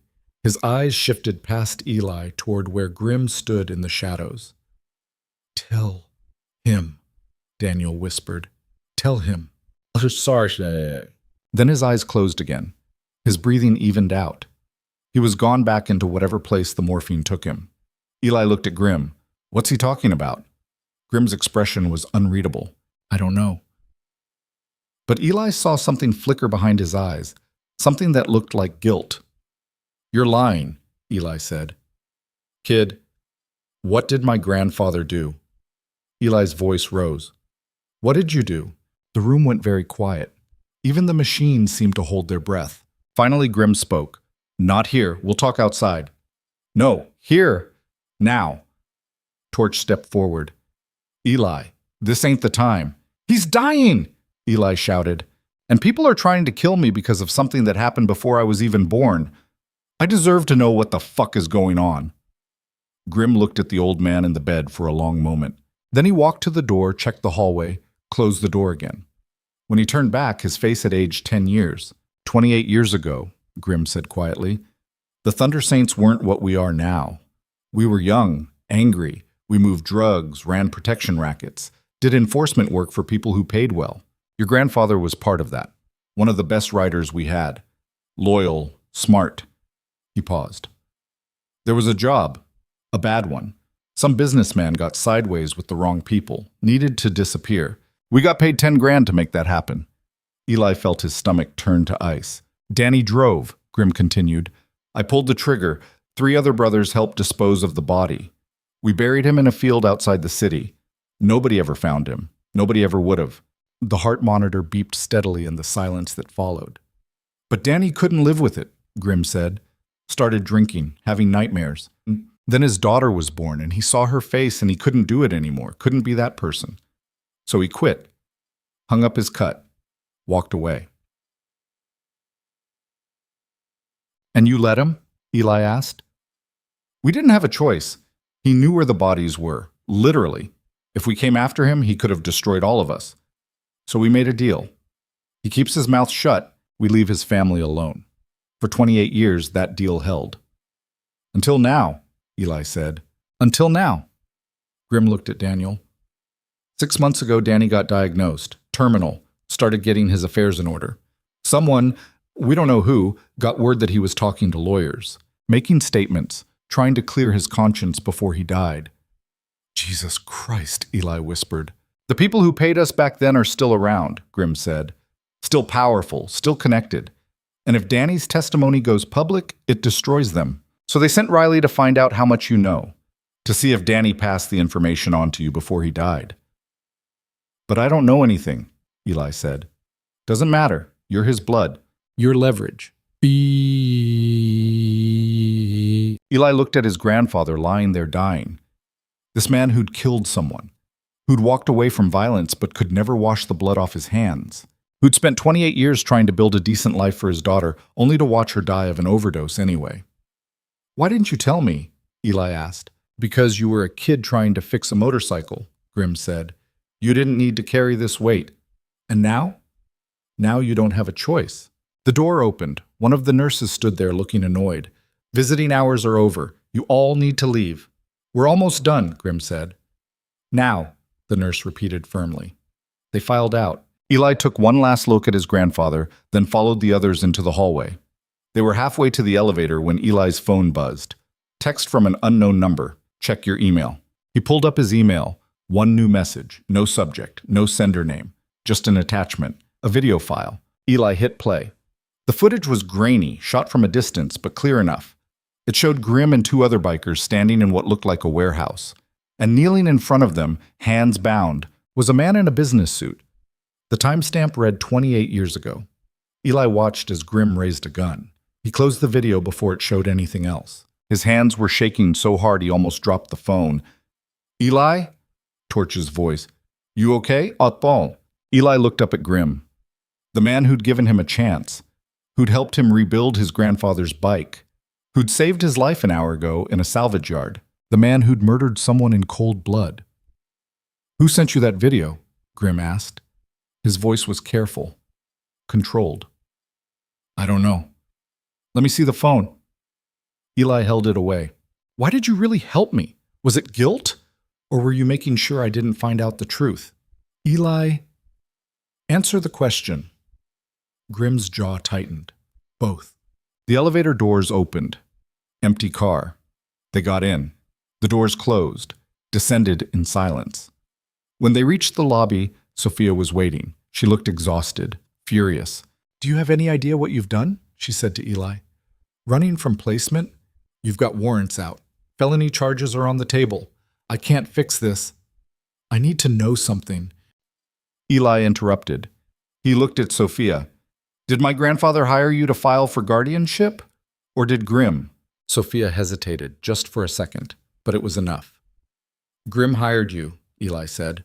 Before I even showed up, you were already working for the club. That doesn't change the fact that I was trying to help you. Help me or make sure I stayed close where you could control me? Eli's voice was rising. Make sure I didn't find out what really happened? People in the lobby were staring now. The security guard near the front desk was paying attention. We need to leave, Torch said quietly. But Eli wasn't done. He turned to Grim. My grandfather left because he couldn't live with what you made him do. And you've been scared for 28 years that he'd talk. So when I showed up, his grandson, the only family he had left, you saw an opportunity. Keep me close. Keep me grateful. Make sure I never learned the truth. That's not what happened, Grim said. Then what happened? We wanted to protect you. Sob. Bullshit, Eli was shouting now. You wanted to protect yourselves. I was just another problem to manage. The security guard started walking toward them. Folks, I need you to lower your voices or take this outside. That's when the front doors exploded inward. Not metaphorically, actually exploded. The glass shattered in a spray of crystal shards. People screamed. Something metal clanged across the floor, a flash grenade. Eli had maybe half a second to register what it was before the world turned white and sound disappeared into high-pitched ringing. He felt hands grabbing him, dragging him. He couldn't see, couldn't hear, couldn't fight back. His feet scraped across broken glass. Cold air hit his face. They were outside. An engine roaring, being thrown into the back of a vehicle. Doors slamming, tires screaming on asphalt. And as his vision started to clear, as the ringing in his ears faded to something almost bearable, Eli realized two things. One, he wasn't in the Thunder Saints van. He was in the back of a black SUV with tinted windows and the smell of expensive leather. Two, the person sitting beside him wasn't Riley. It was a woman, maybe 50, business suit, cold eyes, and a syringe in her hand. Hello, Eli, she said calmly. We need to have a conversation about your grandfather's testimony. This will go much easier if you cooperate. She moved fast. The needle went into his arm before he could pull away. The world started to blur. The last thing Eli saw before everything went dark was the woman's face leaning close, and her voice, distant now, echoing, saying something that sounded like, Your grandfather didn't just bury one body, and you're going to tell us where the rest are. Then nothing, just darkness, and the sound of his own heartbeat slowing down. Consciousness came back in pieces. First, the taste of copper and chemicals, blood and whatever they'd used to knock him out. Second, cold. Not winter cold, industrial cold. Concrete floor against his cheek. Metal somewhere close. The smell of oil and rust. Third, pain. His head throbbing. His arm where the needle had gone in feeling like someone had poured acid under his skin. Eli opened his eyes. He was in a warehouse. Old, abandoned. High ceilings with exposed beams. Windows 20 feet up, covered in grime that turned daylight into something gray and dead. The floor beneath him was stained concrete, cracked in places, with dark patches that could have been oil or blood or both. His hands were zip-tied behind his back. His backpack was gone. His phone was gone. The patch his grandfather had given him, the Thunder Saints patch, was gone. Everything was gone. He tried to sit up. His head swam, but he managed to get to his knees, then to his feet. The warehouse was massive. Rows of empty shelving units, a rusted forklift in one corner, loading dock doors at the far end, all closed. And 20 feet away, sitting in a folding chair like she was waiting for a bus, was the woman from the SUV. She looked different in the gray light, older, harder. The business suit was gone, replaced by dark jeans and a sweater that probably cost more than Eli had ever owned in his life. Her hair was pulled back tight, no makeup, no jewelry, just cold efficiency. "You're awake," she said. Not a question, statement of fact. Eli didn't respond, just looked around for exits. The loading dock doors. A regular door near the back. Windows too high to reach. No obvious way out. "Don't bother," the woman said. "This building is in the middle of nowhere, 20 miles outside Tulsa. Nobody's coming." "The Thunder Saints will find me," Eli said. His voice came out rough, damaged. "Eventually, but not before we're done here." She stood up, walked closer. "My name is Catherine Voss. 28 years ago, your grandfather and his motorcycle club murdered my husband." The words hung in the air like smoke. Eli stared at her. "You're lying."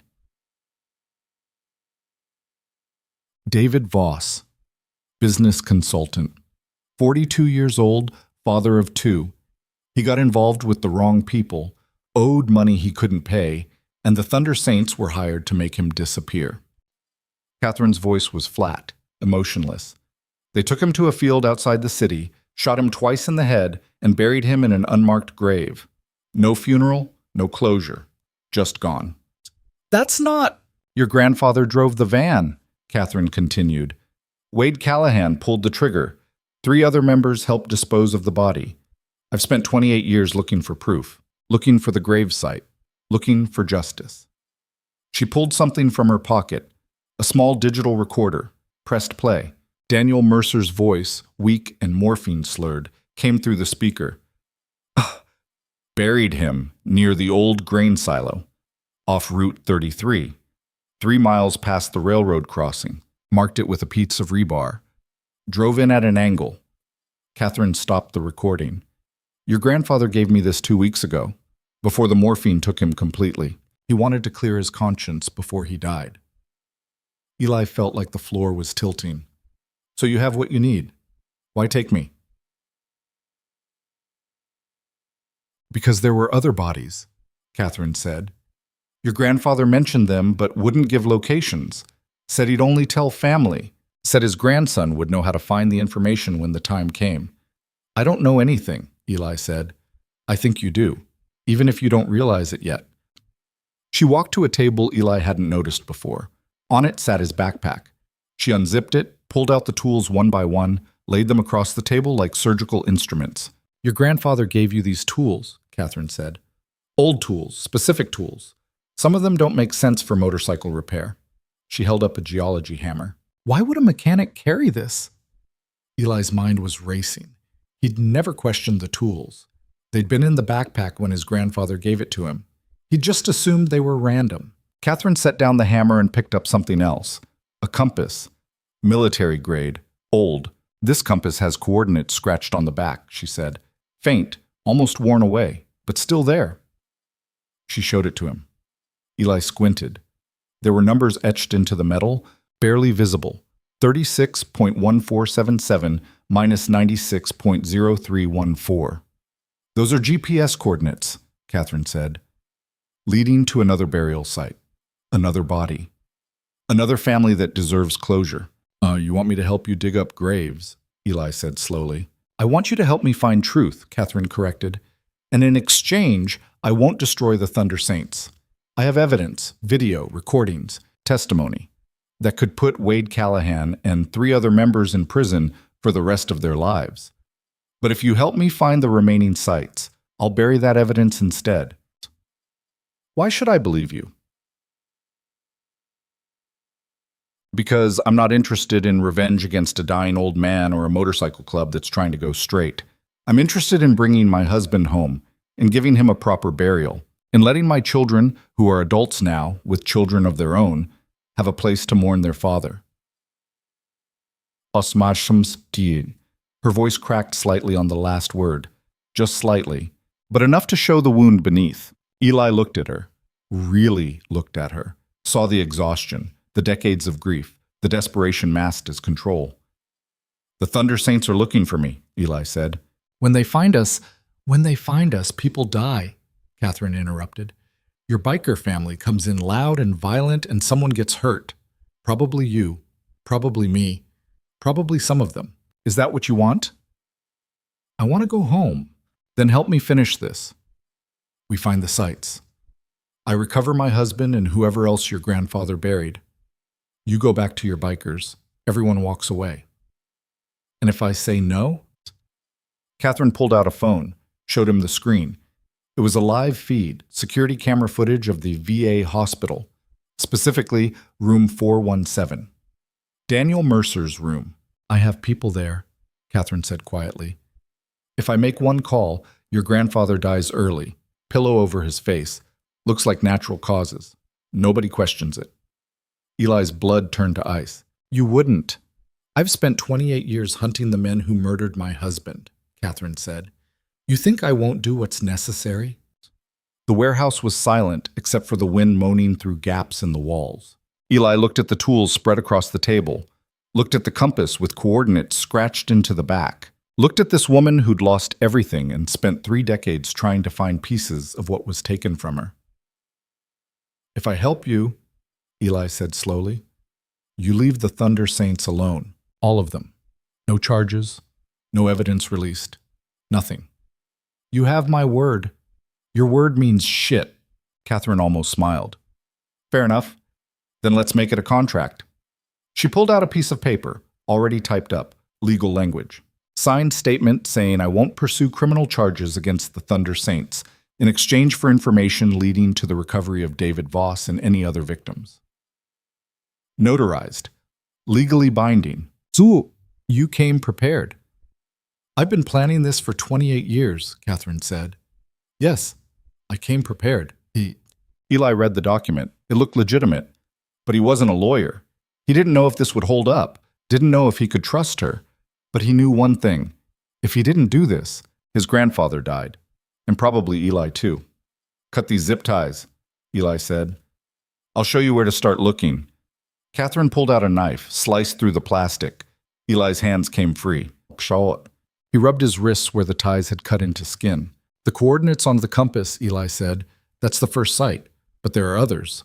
My grandfather used to tell me stories when I was little, before they took me away. Stories about riding, about landmarks, about places that mattered. He picked up the compass, turned it over in his hands. He always said if I got lost, I should look for 3 things: water, metal, and stone. I thought he meant survival skills, but maybe he was telling you how to find the graves, Catherine finished. Eli nodded slowly. There's a map. In the garage. Old topographical map of the area. My grandfather marked it years ago with maintenance routes for the club, but I'm betting those marks mean something else. Then we're going to the garage, Catherine said. No, you'll get killed the second you walk through that door. Then you go alone. Get the map. Bring it back. They won't let me leave once I'm there. Catherine thought for a moment, then pulled out her phone. Made a call. When she spoke, her voice had changed, harder, colder, the voice of someone used to giving orders. Bring the van around. We're moving. She hung up, looked at Eli. We do this together, but my people come with us. Insurance. How many people? 4 trained, armed, but they won't start shooting unless your bikers do. They'll start shooting the second they see you. Then we better make sure they don't see us, Catherine said. The van was unmarked, black, tinted windows.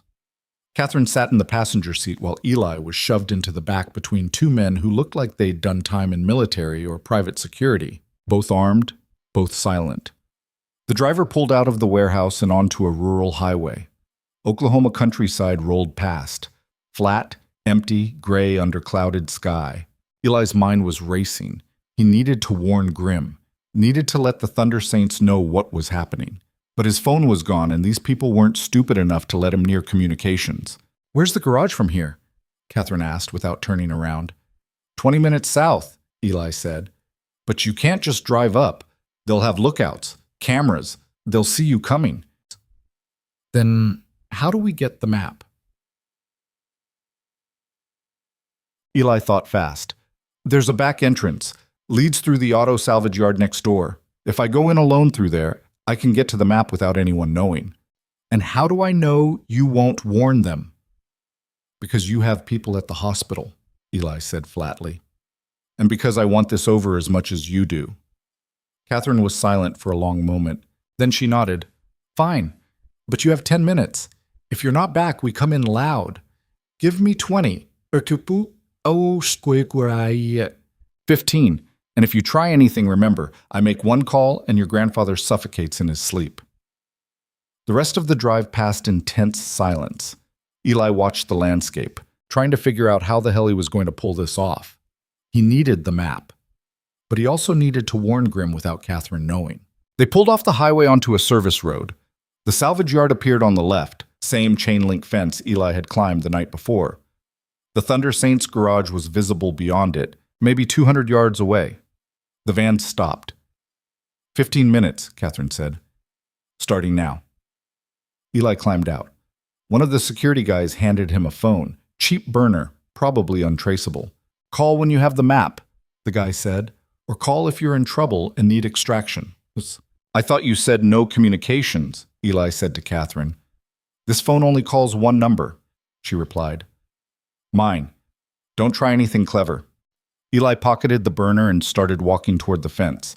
Behind him, the van pulled away, disappearing down the service road to wait somewhere less visible. The salvage yard was quiet.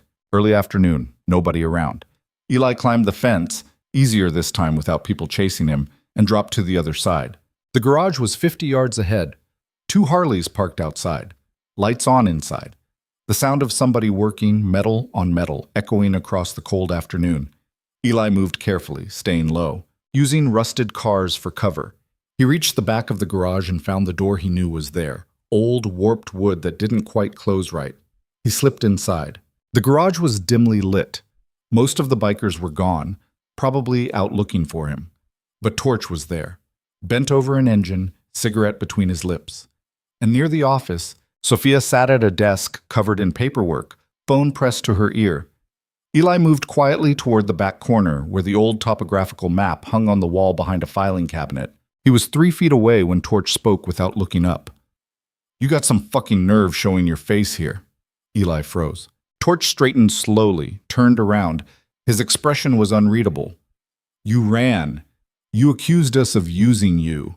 You made Grimm look like a liar in front of everyone." "I was wrong," Eli said quietly. "Yeah, you were." Torch walked closer. "But you're also 13 and scared and way the fuck over your head. So I'm going to ask you once.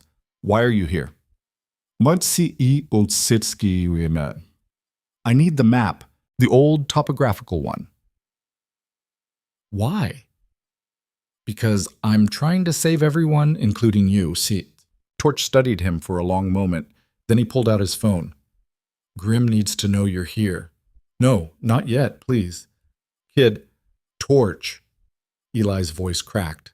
"I need you to trust me for 15 minutes. That's all. 15 minutes, and I can fix this." Something in his tone made Torch pause. He looked at Eli, really looked at him, and saw the exhaustion, the fear, the desperation. "What are you into?"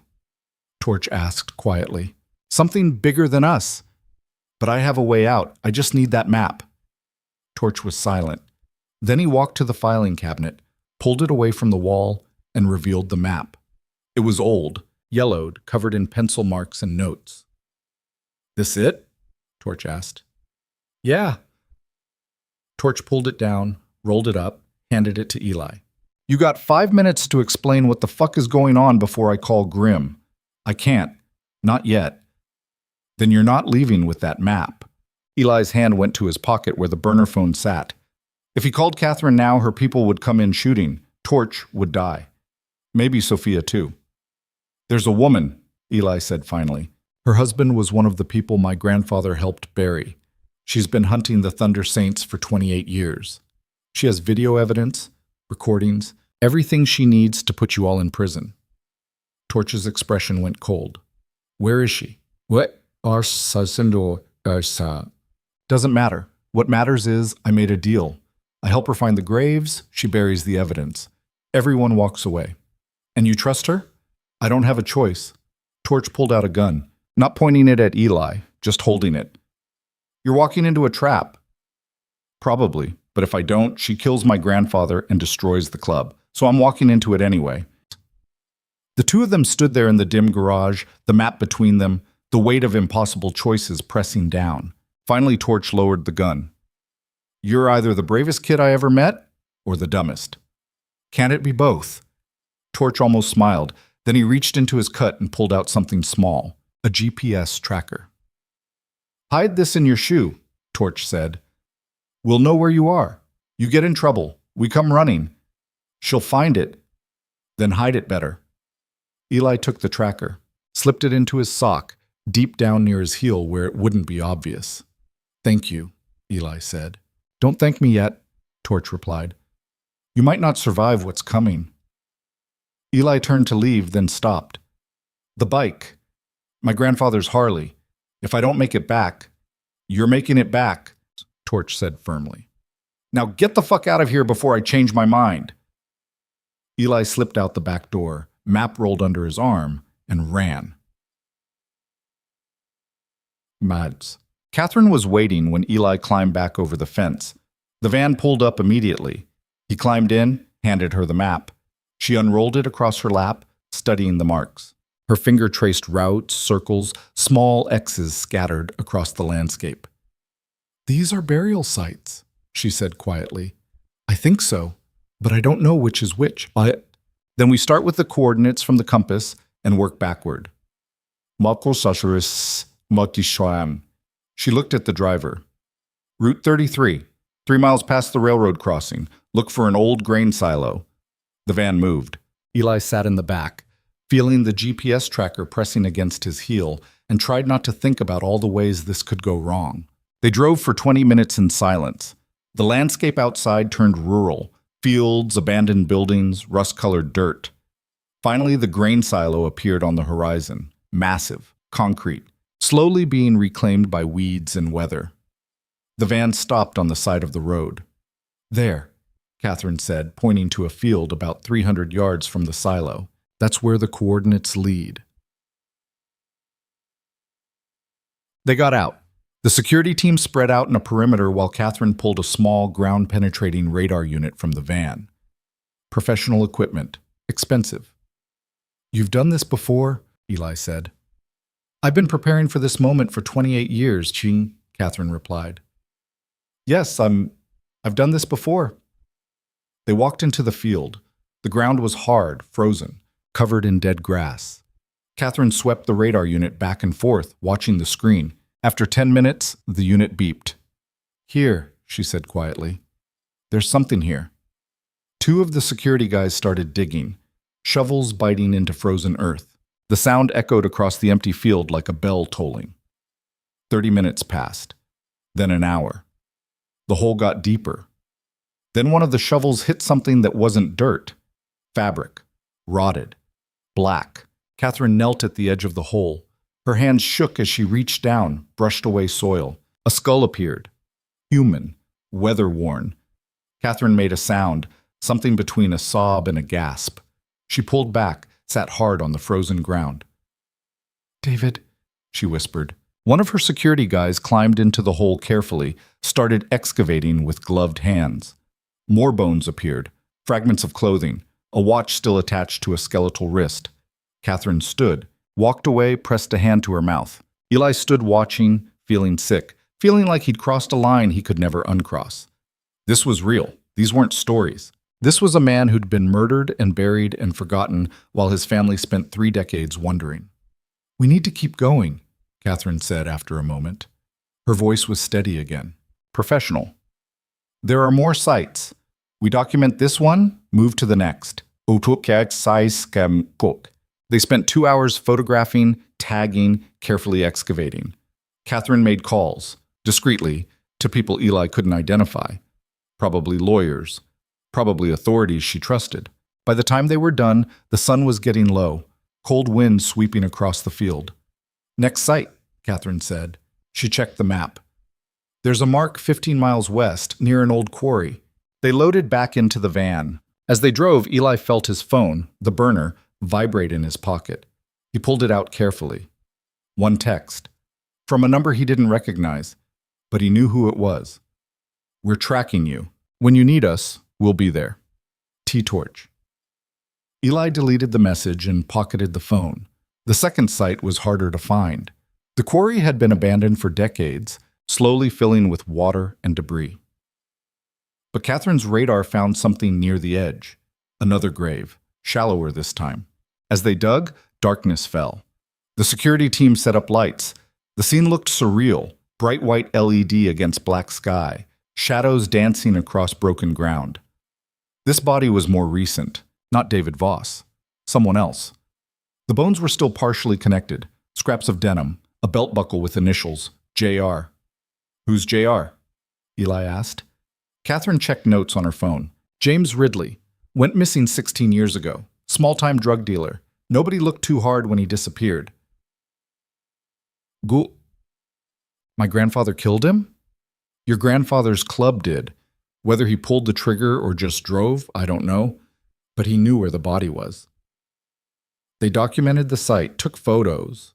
Catherine made more calls. By the time they finished, it was past midnight. One more, Catherine said. According to the map, there's a mark north of here, Old Industrial Park. We've been doing this for 8 hours, Eli said. Your people are exhausted. Yeah. One more, Catherine repeated. Her voice allowed no argument. We finished this tonight. The van drove north. Eli felt the weight of everything pressing down. 3 graves. 3 families who'd lost someone. 3 murders his grandfather had been part of.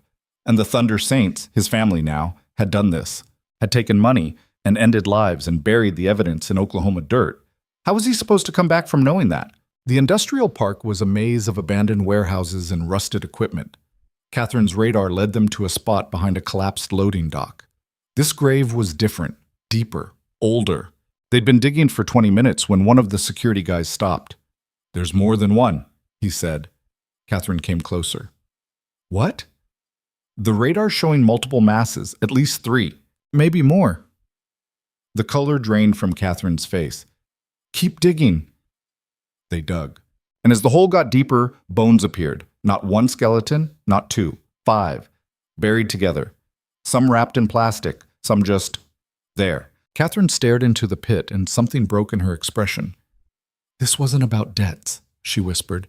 This was something else. One of the security guys climbed into the hole, started carefully moving soil. He uncovered something small. Metal. A badge. Police badge. Jesus Christ, someone muttered. Catherine's phone rang. She answered, listened, went pale. We need to leave, she said. Now. What's wrong? Someone's coming, multiple vehicles, moving fast toward our location. The Thunder Saints? Eli asked. I don't know, but we're exposed here. Everyone in the van. Now. They scrambled. Loading tools, equipment, the security team covering their retreat. They were 50 feet from the van when headlights cut through the darkness. Not from the road, from inside the industrial park. Multiple vehicles, SUVs, moving fast. Run! Catherine shouted. They ran, but more headlights appeared from another direction, cutting off the road, surrounding them. The vehicles screeched to a stop. Doors opened. Men got out. Not cops, not bikers. Men in tactical gear. Professional. Military-grade weapons. And walking through the center of them came a man in an expensive suit who looked like he owned things. Businesses, politicians, lives. He stopped 20 feet away, looked at Catherine, and smiled. Mrs. Voss, he said pleasantly, you've been very busy tonight. Catherine's hand went to her weapon, but 3 red laser sights immediately appeared on her chest. "Don't," the man said. "Please, let's keep this civil, sir." He looked at Eli. "And you must be Daniel Mercer's grandson, the boy who's caused everyone so much trouble." "Who the fuck are you?" Eli asked. "Robert Hendricks, state senator. And 28 years ago, I paid the Thunder Saints a considerable amount of money to solve several problems for me." He gestured toward this pit behind them.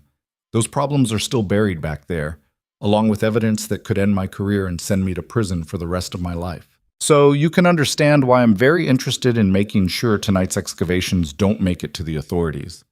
"You're too late, Catherine said. "I already called. Ostoko. You called lawyers, private investigators, people you trust, but not the police because you wanted to control the narrative." Hendricks smiled. "That was a mistake." He pulled out his phone, showed them a video feed. The VA hospital. Room 417, Daniel Mercer's room. And standing beside the bed was one of Hendricks' men, holding a pillow. "Here's what's going to happen," Hendricks said. "You're going to give me that map. You're going to hand over all your evidence, photos, recordings, everything. And then you're going to disappear. All of you. If I hear one word about tonight, if anything surfaces about those graves, your grandfather dies. Followed by everyone you care about." He looked at Catherine. "That includes your children, your grandchildren, everyone. You can't—" Catherine started. "I'm a state senator," Hendricks interrupted. "I have resources you can't imagine. Money, connections. I've buried more problems than you've had hot meals, Mrs. Voss. You think you're the first person to threaten me?" The industrial park was silent, except for wind moving through rusted metal. Then, in the distance, a sound, faint at first, growing louder. Motorcycle engines, not sport bikes, Harleys, multiple Harleys. Coming fast. Hendricks' expression shifted. "What is that?" The engines got louder, closer. Then headlights appeared from 3 different directions, converging on the industrial park. The Thunder Saints. At least 20 bikes. Maybe more. Roaring through gaps in fences, across broken pavement, surrounding Hendricks' vehicles in a circle of chrome and fury. The bikes stopped. Engines idling. Thunder in the darkness. And Grimm climbed off his Harley, followed by Torch, Reaper, and a dozen other bikers Eli recognized, and some he didn't. "Senator Hendricks," Grimm said, his voice carried across the cold night air. "You're on our territory, threatening our family. That's a problem." Hendricks laughed. "Your territory? You're a washed-up motorcycle club. I own this city." "You own politicians," Grimm interrupted. "You own cops. You own courtrooms. But you don't own us. And you sure as hell don't touch that kid." Hendricks' men raised their weapons. The bikers didn't move, just stood there in leather cuts, outnumbered, outgunned, and completely unflinching. "You want a war?" Hendricks asked. "Because I promise you, we already had one," Grimm said, 28 years ago. "You paid us to bury bodies, and we did it because we were young and stupid and thought money mattered more than souls.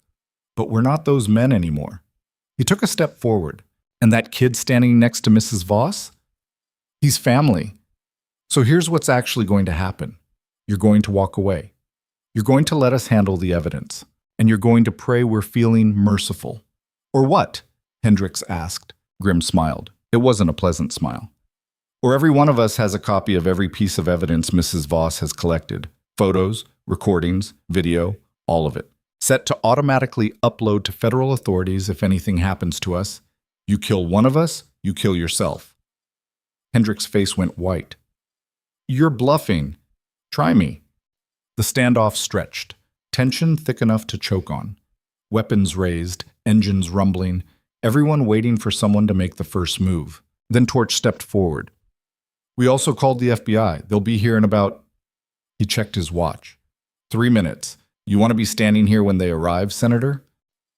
Hendricks' jaw clenched. He looked at his men, looked at the bikers, looked at the pit full of bodies behind them. "This isn't over," he said. "Yeah," Grimm replied. "It is." Hendricks got back in his SUV. His men followed. The vehicles pulled out, headlights cutting through darkness, disappearing into the Oklahoma night. The second they were gone, Grim walked straight to Eli. You okay? He asked. Eli nodded, couldn't speak. Grim pulled him into a rough hug. Don't ever fucking scare me like that again. Behind them, Catherine Voss stood watching the bikers with something like shock on her face. You called the FBI?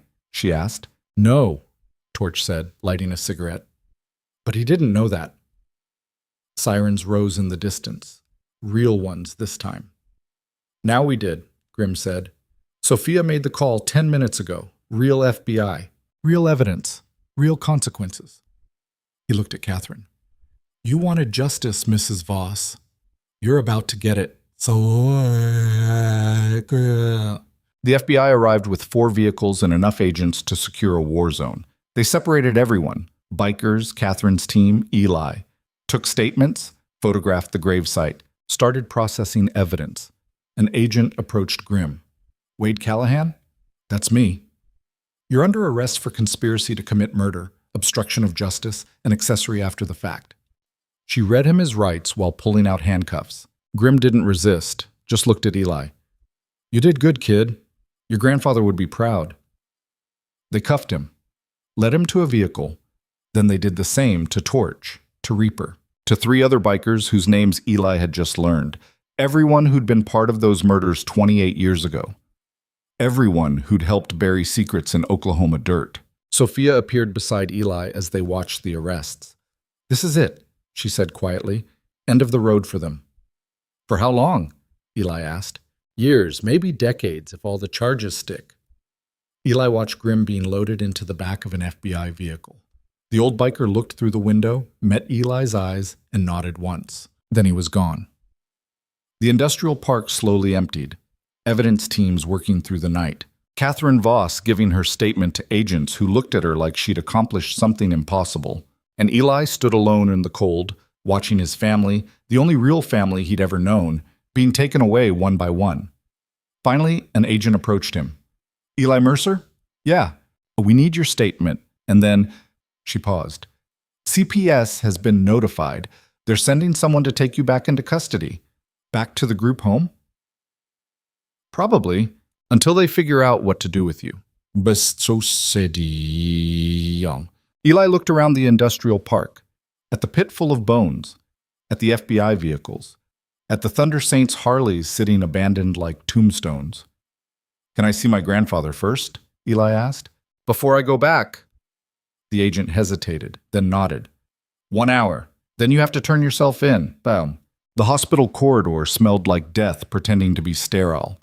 Eli walked past the nurse's station at 3 a.m. with an FBI agent trailing 10 feet behind. His footsteps echoed on linoleum that had been mopped 1,000 times but never quite came clean. Room 417 sat at the end of the hall, door half open, machines beeping their steady rhythm like a countdown nobody wanted to hear. Daniel Mercer looked smaller than he had 2 days ago, like something inside him had already left and the body was just waiting for permission to follow. Eli stood in the doorway for a long moment before walking in. The agent stayed outside, giving him privacy, but close enough to prevent escape. Not that Eli had anywhere to run anymore. He pulled a chair close to the bed and sat down. His grandfather's hand lay on top of the white sheets, thin as paper, veins dark beneath translucent skin. Eli took it carefully, afraid it might break. It's me, Eli said quietly. It's over. We found them. All of them. Daniel's eyes opened slowly. Recognition flickered there, mixed with morphine haze and something that looked like relief. Grim? Daniel's voice was barely a whisper. Arrested. Him and 4 others. They're going to prison. Daniel's grip tightened slightly. Good. Good? Eli couldn't keep the bitterness out of his voice. They were trying to protect me. They came when I needed them. And now they're gone because of what you did. What we did? Daniel corrected. His eyes were clearer now, focusing with effort. Don't make me the only villain here. We all made choices. You killed people. Yes. Multiple people. Yes. Well, and you never went to the police. Never turned yourself in. You just walked away and started over like it didn't happen. Daniel was quiet for a moment. The machines beeped. Somewhere down the hall, a patient called out for a nurse. I tried, Daniel said finally, to live with it, to be better. But you can't wash blood off your hands by pretending it was never there. His breathing was labored now. That's why I told Catherine, why I gave her the locations, not to hurt Grim, to finally stop carrying it. But now everyone pays, Eli said. Everyone except you. You get to die in a hospital bed while they rot in prison. You think dying's escape? Daniel's eyes locked onto Eli's. You think I haven't been in prison for 28 years? Every time I looked at your mother, every time I held you as a baby, I saw their faces. The men we killed, heard their voices, carried their ghosts. His hand squeezed Eli's harder than should have been possible for someone so close to death. I wasn't protecting myself by leaving the club, Daniel continued. I was protecting you and your mother, because men like us were poison. Everything we touch dies eventually. I thought if I walked away, if I became someone else, maybe you'd have a chance to be better than I was. So why send me to them? Eli's voice cracked. Eli's, why tell me to find the Thunder Saints if you thought they were poison? Well, because I was dying, and you were alone, and poison's still better than nothing. Daniel coughed, wet and rattling. When he spoke again, his voice was weaker. I gambled that Grim had changed, that the club had changed, that maybe they'd give you what I couldn't, family without the blood price. They did, Eli said quietly, and now they're gone. No. Daniel's eyes were intense despite the morphine. They gave you something real, 2 days of it. That's more than most people get in a lifetime. Don't waste it being angry at me. Use it. Build something from it. He reached toward the nightstand with his free hand trembling with effort. Eli helped him, pulled open the drawer. Inside was a small lockbox. Daniel pressed Eli's hand against it. Code is your birthday, Daniel whispered. What's inside? It's the truth. The whole truth. Not the version I gave Catherine. Not the version the FBI will find. The real story. What truth? The reason Senator Hendricks is so desperate. Daniel's breathing was getting shallower. Those 5 bodies at the industrial park? They weren't criminals. They were witnesses to corruption, money laundering, election fraud. Hendricks paid us to eliminate them before they could testify. Whites. Eli felt cold spreading through his chest. You killed witnesses? We thought they were criminals. Hendricks told us they were dangerous. By the time we realized what we'd actually done, it was too late. Daniel coughed again. Blood flecked his lips. Everything you need to prove it is in that box. Bank records, communications, proof that Hendricks ordered hits on innocent people. Why didn't you give this to Catherine? Because it's a death sentence for whoever has it, for whoever releases it. Hendricks has killed to protect this secret. He'll kill again. Daniel's eyes bore into Eli's. That's why I'm giving it to you, not to burden you, but to give you, a choice. You can bury it, protect yourself, live quiet, or you can use it, burn everything down, get justice for people who never got any. That's not a choice, Eli said. That's asking me to become you. No. Daniel smiled slightly, blood on his teeth. I'm asking you to be better than me. I buried the truth and let it rot. You have a chance to bring it into the light. His grip was weakening now. But if you do, you'll spend the rest of your life looking over your shoulder. So think carefully. Promise me. You'll think carefully. I promise. Daniel's eyes closed. His breathing evened out into something that sounded almost peaceful. The monitors showed heartbeat slowing, blood pressure dropping. Grandpa, Eli said, I'm here. Did you love me? Or was I just part of the guilt you were carrying? Daniel's eyes opened one more time. Both, and that's the truth nobody wants to hear. We can love people and still damage them, can try to protect them and still destroy them. Doesn't make the love less real, just makes us human. His hand went limp in Eli's. The monitors flatlined with a single sustained note that sounded like the end of a song nobody wanted to hear. Eli sat there holding his grandfather's hand while nurses rushed in, while the FBI agent appeared in the doorway, while the world kept moving around a moment that felt like it should have stopped everything. Daniel Mercer was dead, and Eli was alone again. They took him back to Meadowbrook Group residence at dawn. Different social worker this time, younger, looked exhausted, didn't ask questions, just filled out paperwork and deposited Eli in the same room with the same bunk beds and the same dead-eyed kids who'd been there before. Marcus looked up when Eli walked in. "Thought you got out." "Nobody gets out," Eli said. He dropped the lockbox on his bunk. They'd let him keep it after searching it and finding only papers they didn't bother reading, and lay down facing the wall. "You okay?" Kyle asked nervously. "No." "You want to talk about it?" "No." He closed his eyes and pretended to sleep while his mind raced. The lockbox sat 6 inches from his head. Inside it was enough evidence to destroy a state senator, expose corruption that went back decades, and probably get Eli killed in the process. His grandfather had been right about one thing. It was a choice. Keep quiet, stay safe, let the guilty walk free, or burn it all down and accept the consequences. Eli had until Monday morning, 3 days, before his court hearing for violating placement. 3 days before they decided whether he went back into foster care or graduated to juvenile detention for running. 3 days to figure out who he wanted to be. He must have actually fallen asleep because when he woke, it was afternoon. The room was empty.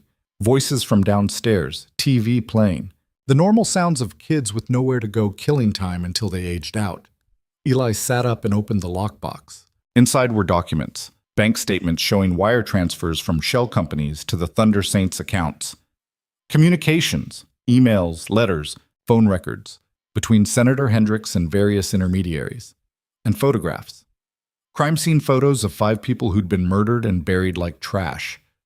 But there was something else too. A letter, handwritten, recent. "Eli, if you're reading this, I'm gone. Good. I've been dying slow for too long. You have a decision to make, and I won't be there to help you make it. But I can tell you what I learned too late. Silence is its own kind of murder. Every day I didn't speak up about what we did. I killed those people again. Let their families suffer again. Chose my comfort over their justice. You're young enough to choose different, brave enough to do what I couldn't. Whatever you decide, know this.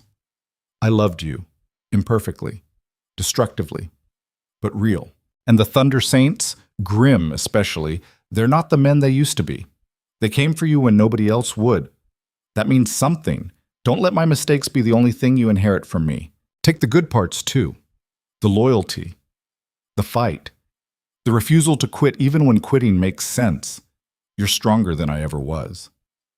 Grandpa Eli read it twice, 3 times. Then he folded it carefully and put it in his pocket. He looked at the evidence spread across his bunk. Enough to bury Hendricks. Enough to potentially free Grimm and the others if it proved they'd been lied to about who they were killing, or enough to paint bigger targets on all their backs. His phone, the burner Catherine's people had given him, sat on the windowsill where staff had left it after searching him. He picked it up. 1 number programmed in. He called it. Catherine answered on the second ring. "Eli, I heard about your grandfather. I'm sorry." "Don't be. He made his choices." Eli's voice was flat. "I need to see you. Tonight. Alone." That's not a good idea. CPS is watching you. "I have something that will finish what you started, but I need guarantees first." Silence on the other end. Then, "What kind of guarantees?" "The Thunder Saints, the ones who got arrested. If I give you evidence that proves Hendricks lied to them about who they were killing, can you get them reduced sentences?" "Possibly. Depends on the evidence. It's solid. Bank records, communications, everything you need to prove conspiracy and fraud at the highest levels." "Where did you get this?" "My grandfather. He kept insurance all these years. Now it's mine." Catherine was quiet for a long moment. "If this is real, if you're telling the truth, we're talking about bringing down a state senator. That's dangerous, Eli, for both of us." "I know. You're 13 years old. I'm 14 next week." Eli interrupted. And I'm tired of being told I'm too young to make decisions about my own life. You want justice for your husband? I want justice for 5 people who died because a politician needed witnesses eliminated. We help each other, or we both lose. Another pause. Then Catherine exhaled slowly. There's a diner on Route 66, Millie's, 30 miles west. Can you get there? Yes, that's midnight. Come alone. I'll have lawyers standing by. We do this right, we document everything, we build a case that can't be ignored. And the Thunder Saints? I'll push for reduced sentences. Voluntary manslaughter instead of first-degree murder. They'll still do time, but years instead of decades. That's the best I can offer. It's enough. Eli hung up. He had 8 hours to figure out how to sneak out of a locked group home, travel 30 miles without a car, and meet a woman who'd spent 3 decades hunting the men who'd become his family. Simple. He waited until 11 p.m. when staff did final bed checks.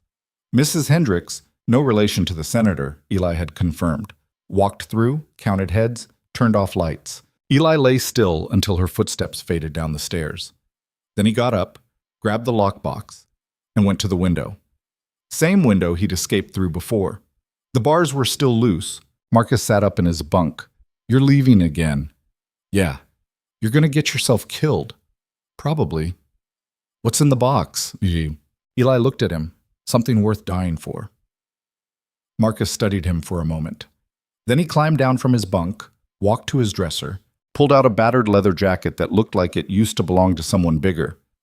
My uncle's, Marcus said quietly. The one who died. He'd want someone to use it who's actually going somewhere. He handed it to Eli. The jacket was old, worn, smelled like cigarette smoke and gasoline. It fit perfectly. Thank you, Eli said. Don't thank me. Just don't die. Marcus climbed back into his bunk. And if you do make it out of whatever crazy shit you're doing, maybe come back and tell us how you did it.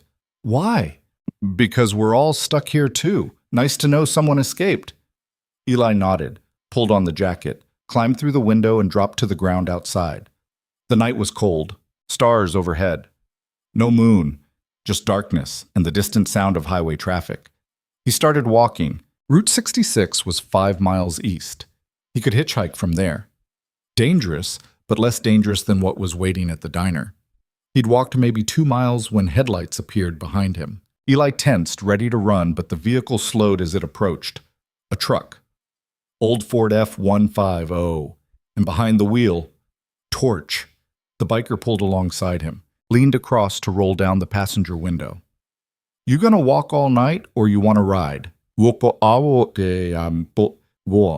Eli stared at him. You're supposed to be in federal custody. Got released 6 hours ago. Bail. Sophia worked some kind of legal magic. Torch jerked his head toward the truck. Get in before someone sees you. Eli climbed in. The truck smelled like motor oil and coffee. A thermos sat in the cup holder. How'd you find me? Eli asked. GPS tracker in your shoe, remember? Plus Sophia's been monitoring CPS communications. We knew when they brought you back to Meadowbrook. Torch pulled back onto the road. Where are we going? Millie's Diner, Route 66. That's 30 miles. I know. What's at Millie's? Eli looked at him. The end of this. Torch didn't ask more questions, just drove in silence while the Oklahoma night rolled past, and the lockbox sat heavy on Eli's lap. After 20 minutes, Torch spoke. Grimm's still locked up. Reaper 2. Federal prosecutors pushing for maximum sentences. Says we're examples of what happens when criminals think they're above the law.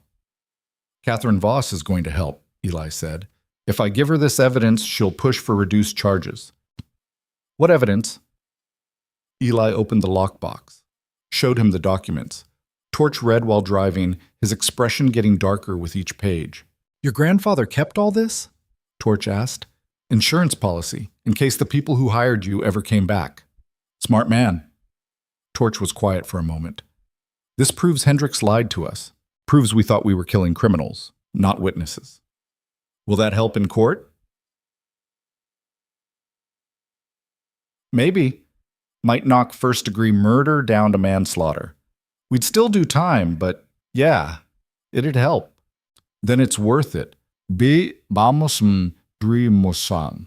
You know Hendrik will come after you for this, Torch said. Man like that doesn't let evidence like this surface without a fight. I know. You're 14 years old. Next week, Eli corrected. And I'm tired of people telling me I'm too young to fix the messes adults made. Torch almost smiled. You sound like your grandfather. Same stubborn bullshit. They drove the rest of the way in silence. Millie's diner appeared like a beacon in the darkness. Neon sign flickering, parking lot mostly empty. The kind of place that stayed open all night for truckers and insomniacs, and people running from things they couldn't name. Torch pulled into the lot but didn't park near the entrance. I'm coming in with you, she said alone. Yeah, well, I'm not letting you walk into another trap. I'll stay back. But I'm there if things go sideways. Eli looked at him. Why are you doing this? You're out on bail. You should be staying low, not helping me break more rules. Torch lit a cigarette, took a long drag, exhaled slowly. Torch lit a chataye bam. Because 28 years ago I helped bury 5 people and told myself it was just business, just following orders, just making money. He looked at Eli. I won't make that mistake again. You're family, and family doesn't walk away, even when walking away makes sense. They got out of the truck. The diner was nearly empty, a tired waitress behind the counter, a truck driver in a corner booth. And in the back, sitting alone with a cup of coffee, Catherine Voss. She looked up when Eli walked in. Her eyes flicked to Torch, then back to Eli. I said alone. He's with me, Eli said simply. Catherine studied them both for a moment, then gestured to the booth. Sit. They sat, Torch on the outside, blocking easy access to Eli, protective even in his body language. Eli set the lockbox on the table. Everything you need is in here: bank records, communications, proof that Hendricks ordered the execution of witnesses, proof that he lied to the Thunder Saints about who they were killing. Catherine opened the box carefully, pulled out documents, read for 5 minutes in silence. Her coffee went cold. Her expression went from neutral to shocked, to something that looked like vindication. This is, she whispered, this is everything. Will it help them? Eli asked. Grimm and the others? Yes. This proves they were deceived, that they thought they were eliminating criminals, not innocent witnesses. It's not a full defense, but it's significant mitigation. She looked up. They'll still do time, but years, not life. Maybe 5 to 10 on voluntary manslaughter charges. And Hendricks goes to prison, forever. This evidence is ironclad. Eli leaned back against the worn vinyl booth, felt exhaustion hitting him like a truck. Then do it. Release everything. Let the world see what he did. The moment we do this, you become a target, Catherine said quietly. Hendricks has resources. I've been a target since I walked into that garage, Eli interrupted. At least this way it means something. Catherine looked at Torch. You understand what this means for the club? This goes public. The Thunder Saints' history goes public. Every murder, every crime, everything gets exposed. Good, Torch said. Let it burn. We've been hiding long enough. Catherine pulled out her phone, made a call. When she spoke, her voice was clear and firm. It's Catherine. I have the evidence. All of it. Start preparing the press conference for tomorrow morning. We're going live. She hung up, looked at Eli. It's done. By noon tomorrow, this will be national news. Hendricks will be arrested. The Thunder Saints will have grounds for appeal. And you, she paused, you'll be the kid who brought down a senator. I'll be the kid with nowhere to go, Eli corrected.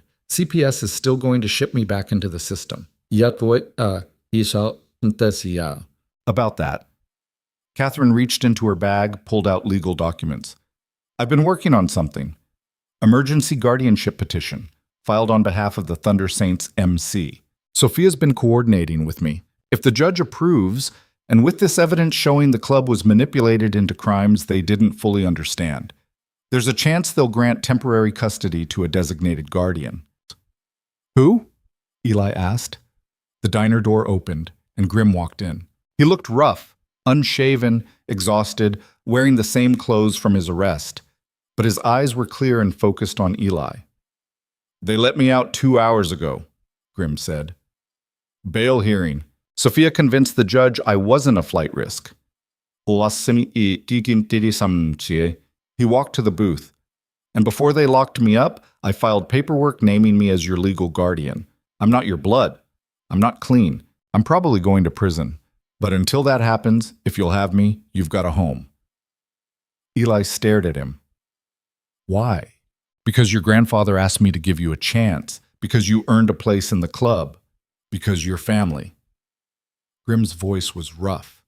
And because I owe it to Danny, I owe it to those 5 people we killed. I owe it to everyone we hurt. Helping you doesn't erase that. But maybe it's a start at building something better from the wreckage. Eli felt something breaking open in his chest. Not grief this time, something else. Something that felt dangerously like hope. What happens if you go to prison? Eli asked. Then Sophia becomes guardian, and Torch, and the rest of the club. You'll always have somewhere to go. Grimm sat down in the booth. I can't promise you perfect, can't promise you easy, but I can promise you won't be alone. The waitress appeared with coffee, poured for everyone without asking, left the pot on the table. The diner hummed with late-night silence and fluorescent lights and the sound of trucks passing on the highway outside. I need to know something, Eli said quietly. The bike, my grandfather's Harley. What happens to it? It's yours, Grimm said.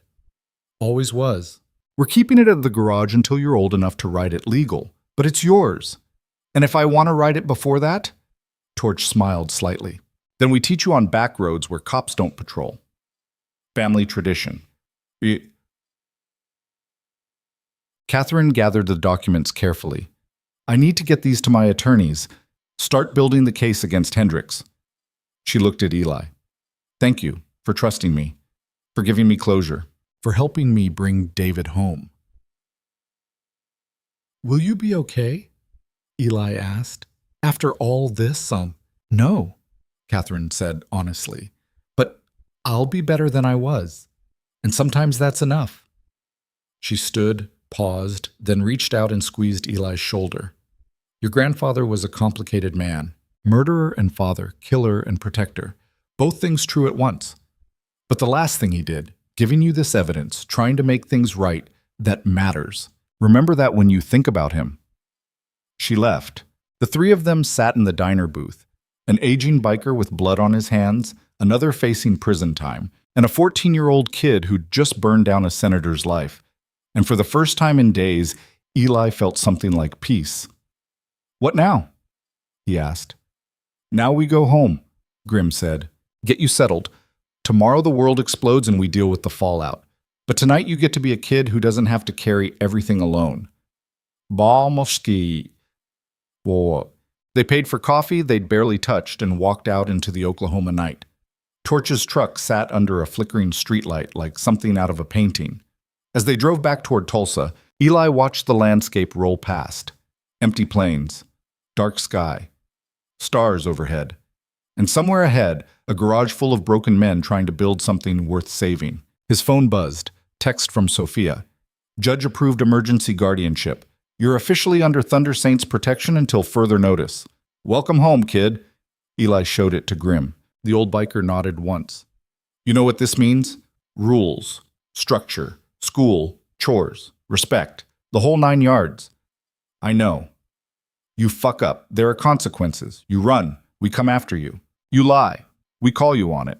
I understand. Good.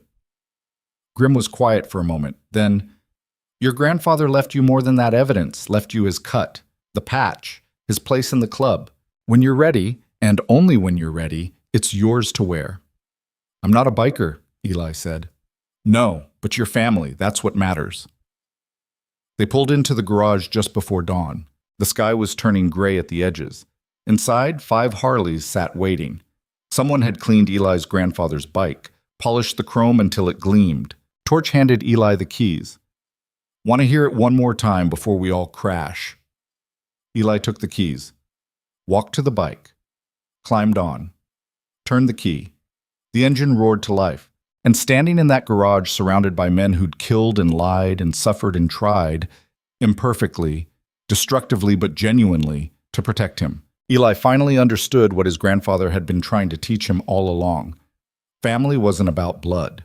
It was about who stayed when the world gave you every reason to leave.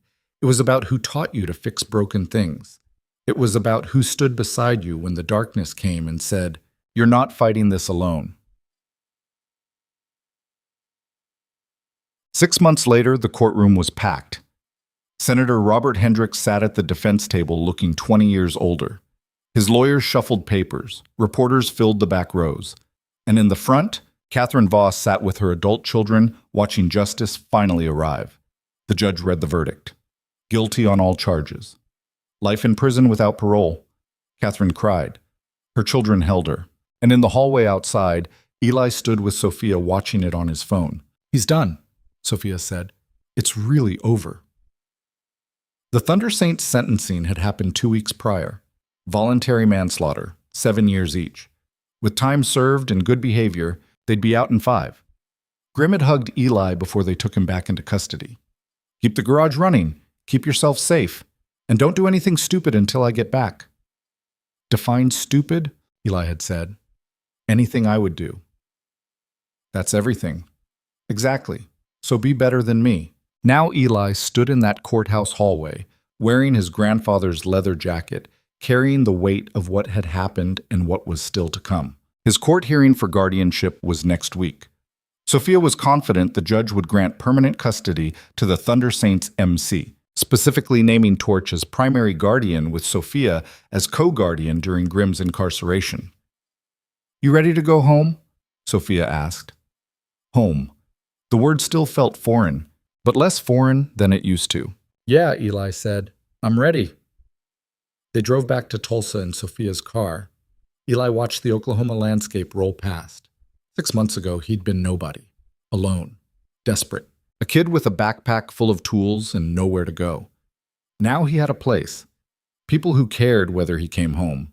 A room above a garage that smelled like motor oil and coffee and possibility. When they pulled up, the garage was lit despite it being Sunday. 3 bikes parked outside. Torch's truck. And standing in the doorway, waiting, was Torch himself along with 2 other club members who'd been cleared of charges. They'd proven they hadn't been part of the murders. "Heard about Hendricks," Torch said when Eli got out of the car. "Figured you'd want to celebrate properly." "What does that mean?" "Well," Torch grinned.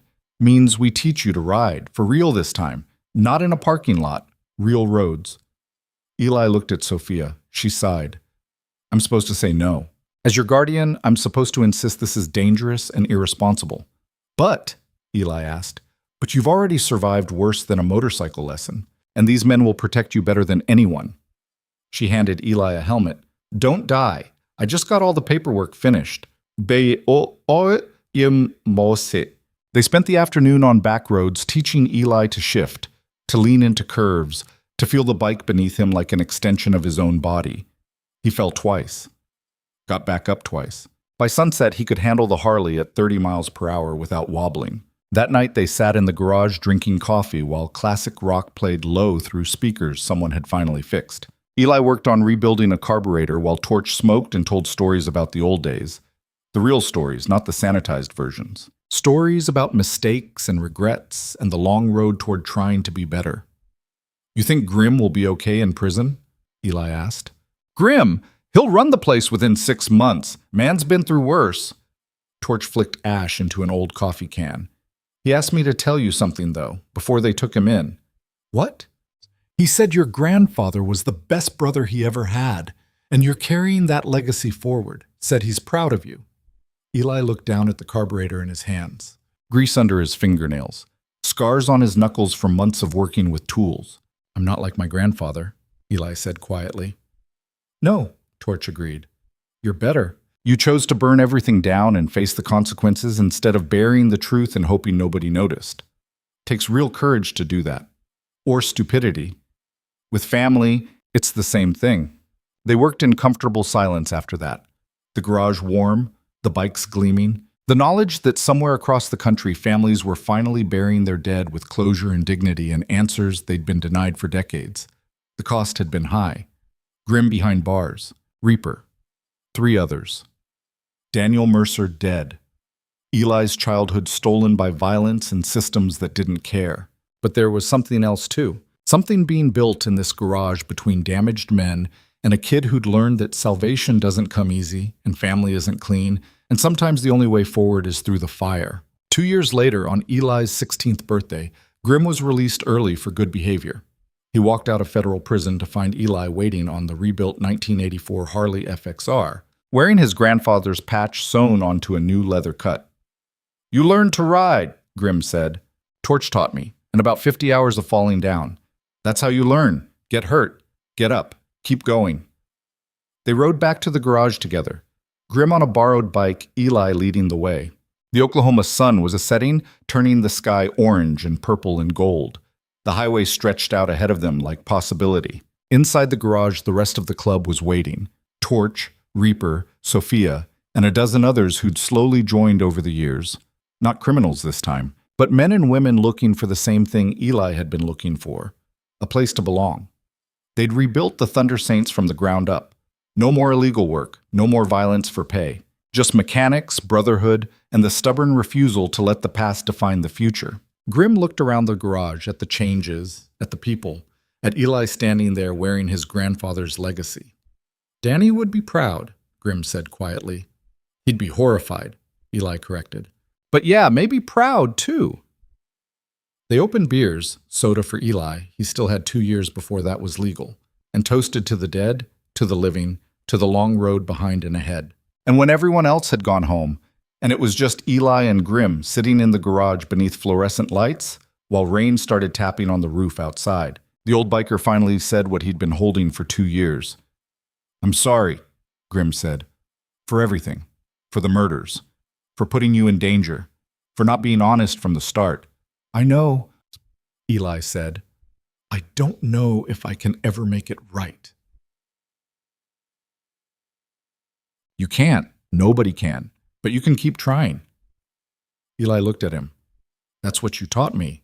Not that good men don't make mistakes, but that making mistakes doesn't mean you stop trying to be good." Grim nodded slowly, didn't trust his voice. They sat in silence for a while. Then Eli stood, grabbed 2 wrenches from the toolbox, handed one to Grim. "Come on," Eli said. "That Sportster in the corner's been sitting for 3 months. Let's get it running." They worked through the night like they'd worked that first night years ago.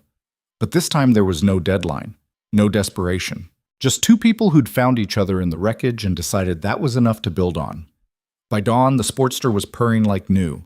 And outside, the Oklahoma sun rose over a city that had changed, that had seen corruption exposed and justice served and families given closure. A city where a motorcycle club had transformed from killers into guardians, imperfect, damaged, carrying scars that would never fully heal. But there, still fighting, still protecting, still believing that family, real family, chosen family, the kind you build from broken pieces, was worth the blood and tears and years it took to create. Eli wiped his hands on a rag, looked at the bikes lined up in the garage, and felt something he'd been too afraid to feel for most of his life. Home. Not perfect, not clean, but real. And sometimes, if you're lucky, if you fight hard enough, if you refuse to give up even when giving up makes sense, real is enough. The Harley sat waiting, polished, ready. A machine brought back from death by a kid who'd been dying himself when he walked through those garage doors years ago. He climbed on, fired it up. The engine roared, and Grim stood beside him, hand on the gas tank, looking at Eli the way his grandfather must have looked at him decades ago. "Ready?" Grim asked. "For what?" "The rest of your life. It's not going to be easy, but you won't do it alone." Eli looked around the garage, at the tools, at the bikes, at the patch sewn on his cut that read, "Thunder Saints MC, earned not given." "Yes, Eli said. "I'm ready." He rolled out into the Oklahoma morning, Grim following on his own bike, and together they rode into whatever came next. Behind them, the garage doors stood open, waiting. Because that's what family does. It waits, it protects, it shows you how to fix broken things. And when the world tries to destroy you, it stands between you and the darkness and says, "Not this one. This one's ours." The Thunder Saints MC still operates out of that garage on Route 66. If you're ever passing through Oklahoma and your bike breaks down, you might see them. Might hear stories about a kid who walked in with nothing and walked out with everything. About men who chose redemption over escape. About family that isn't blood but runs deeper than any vein.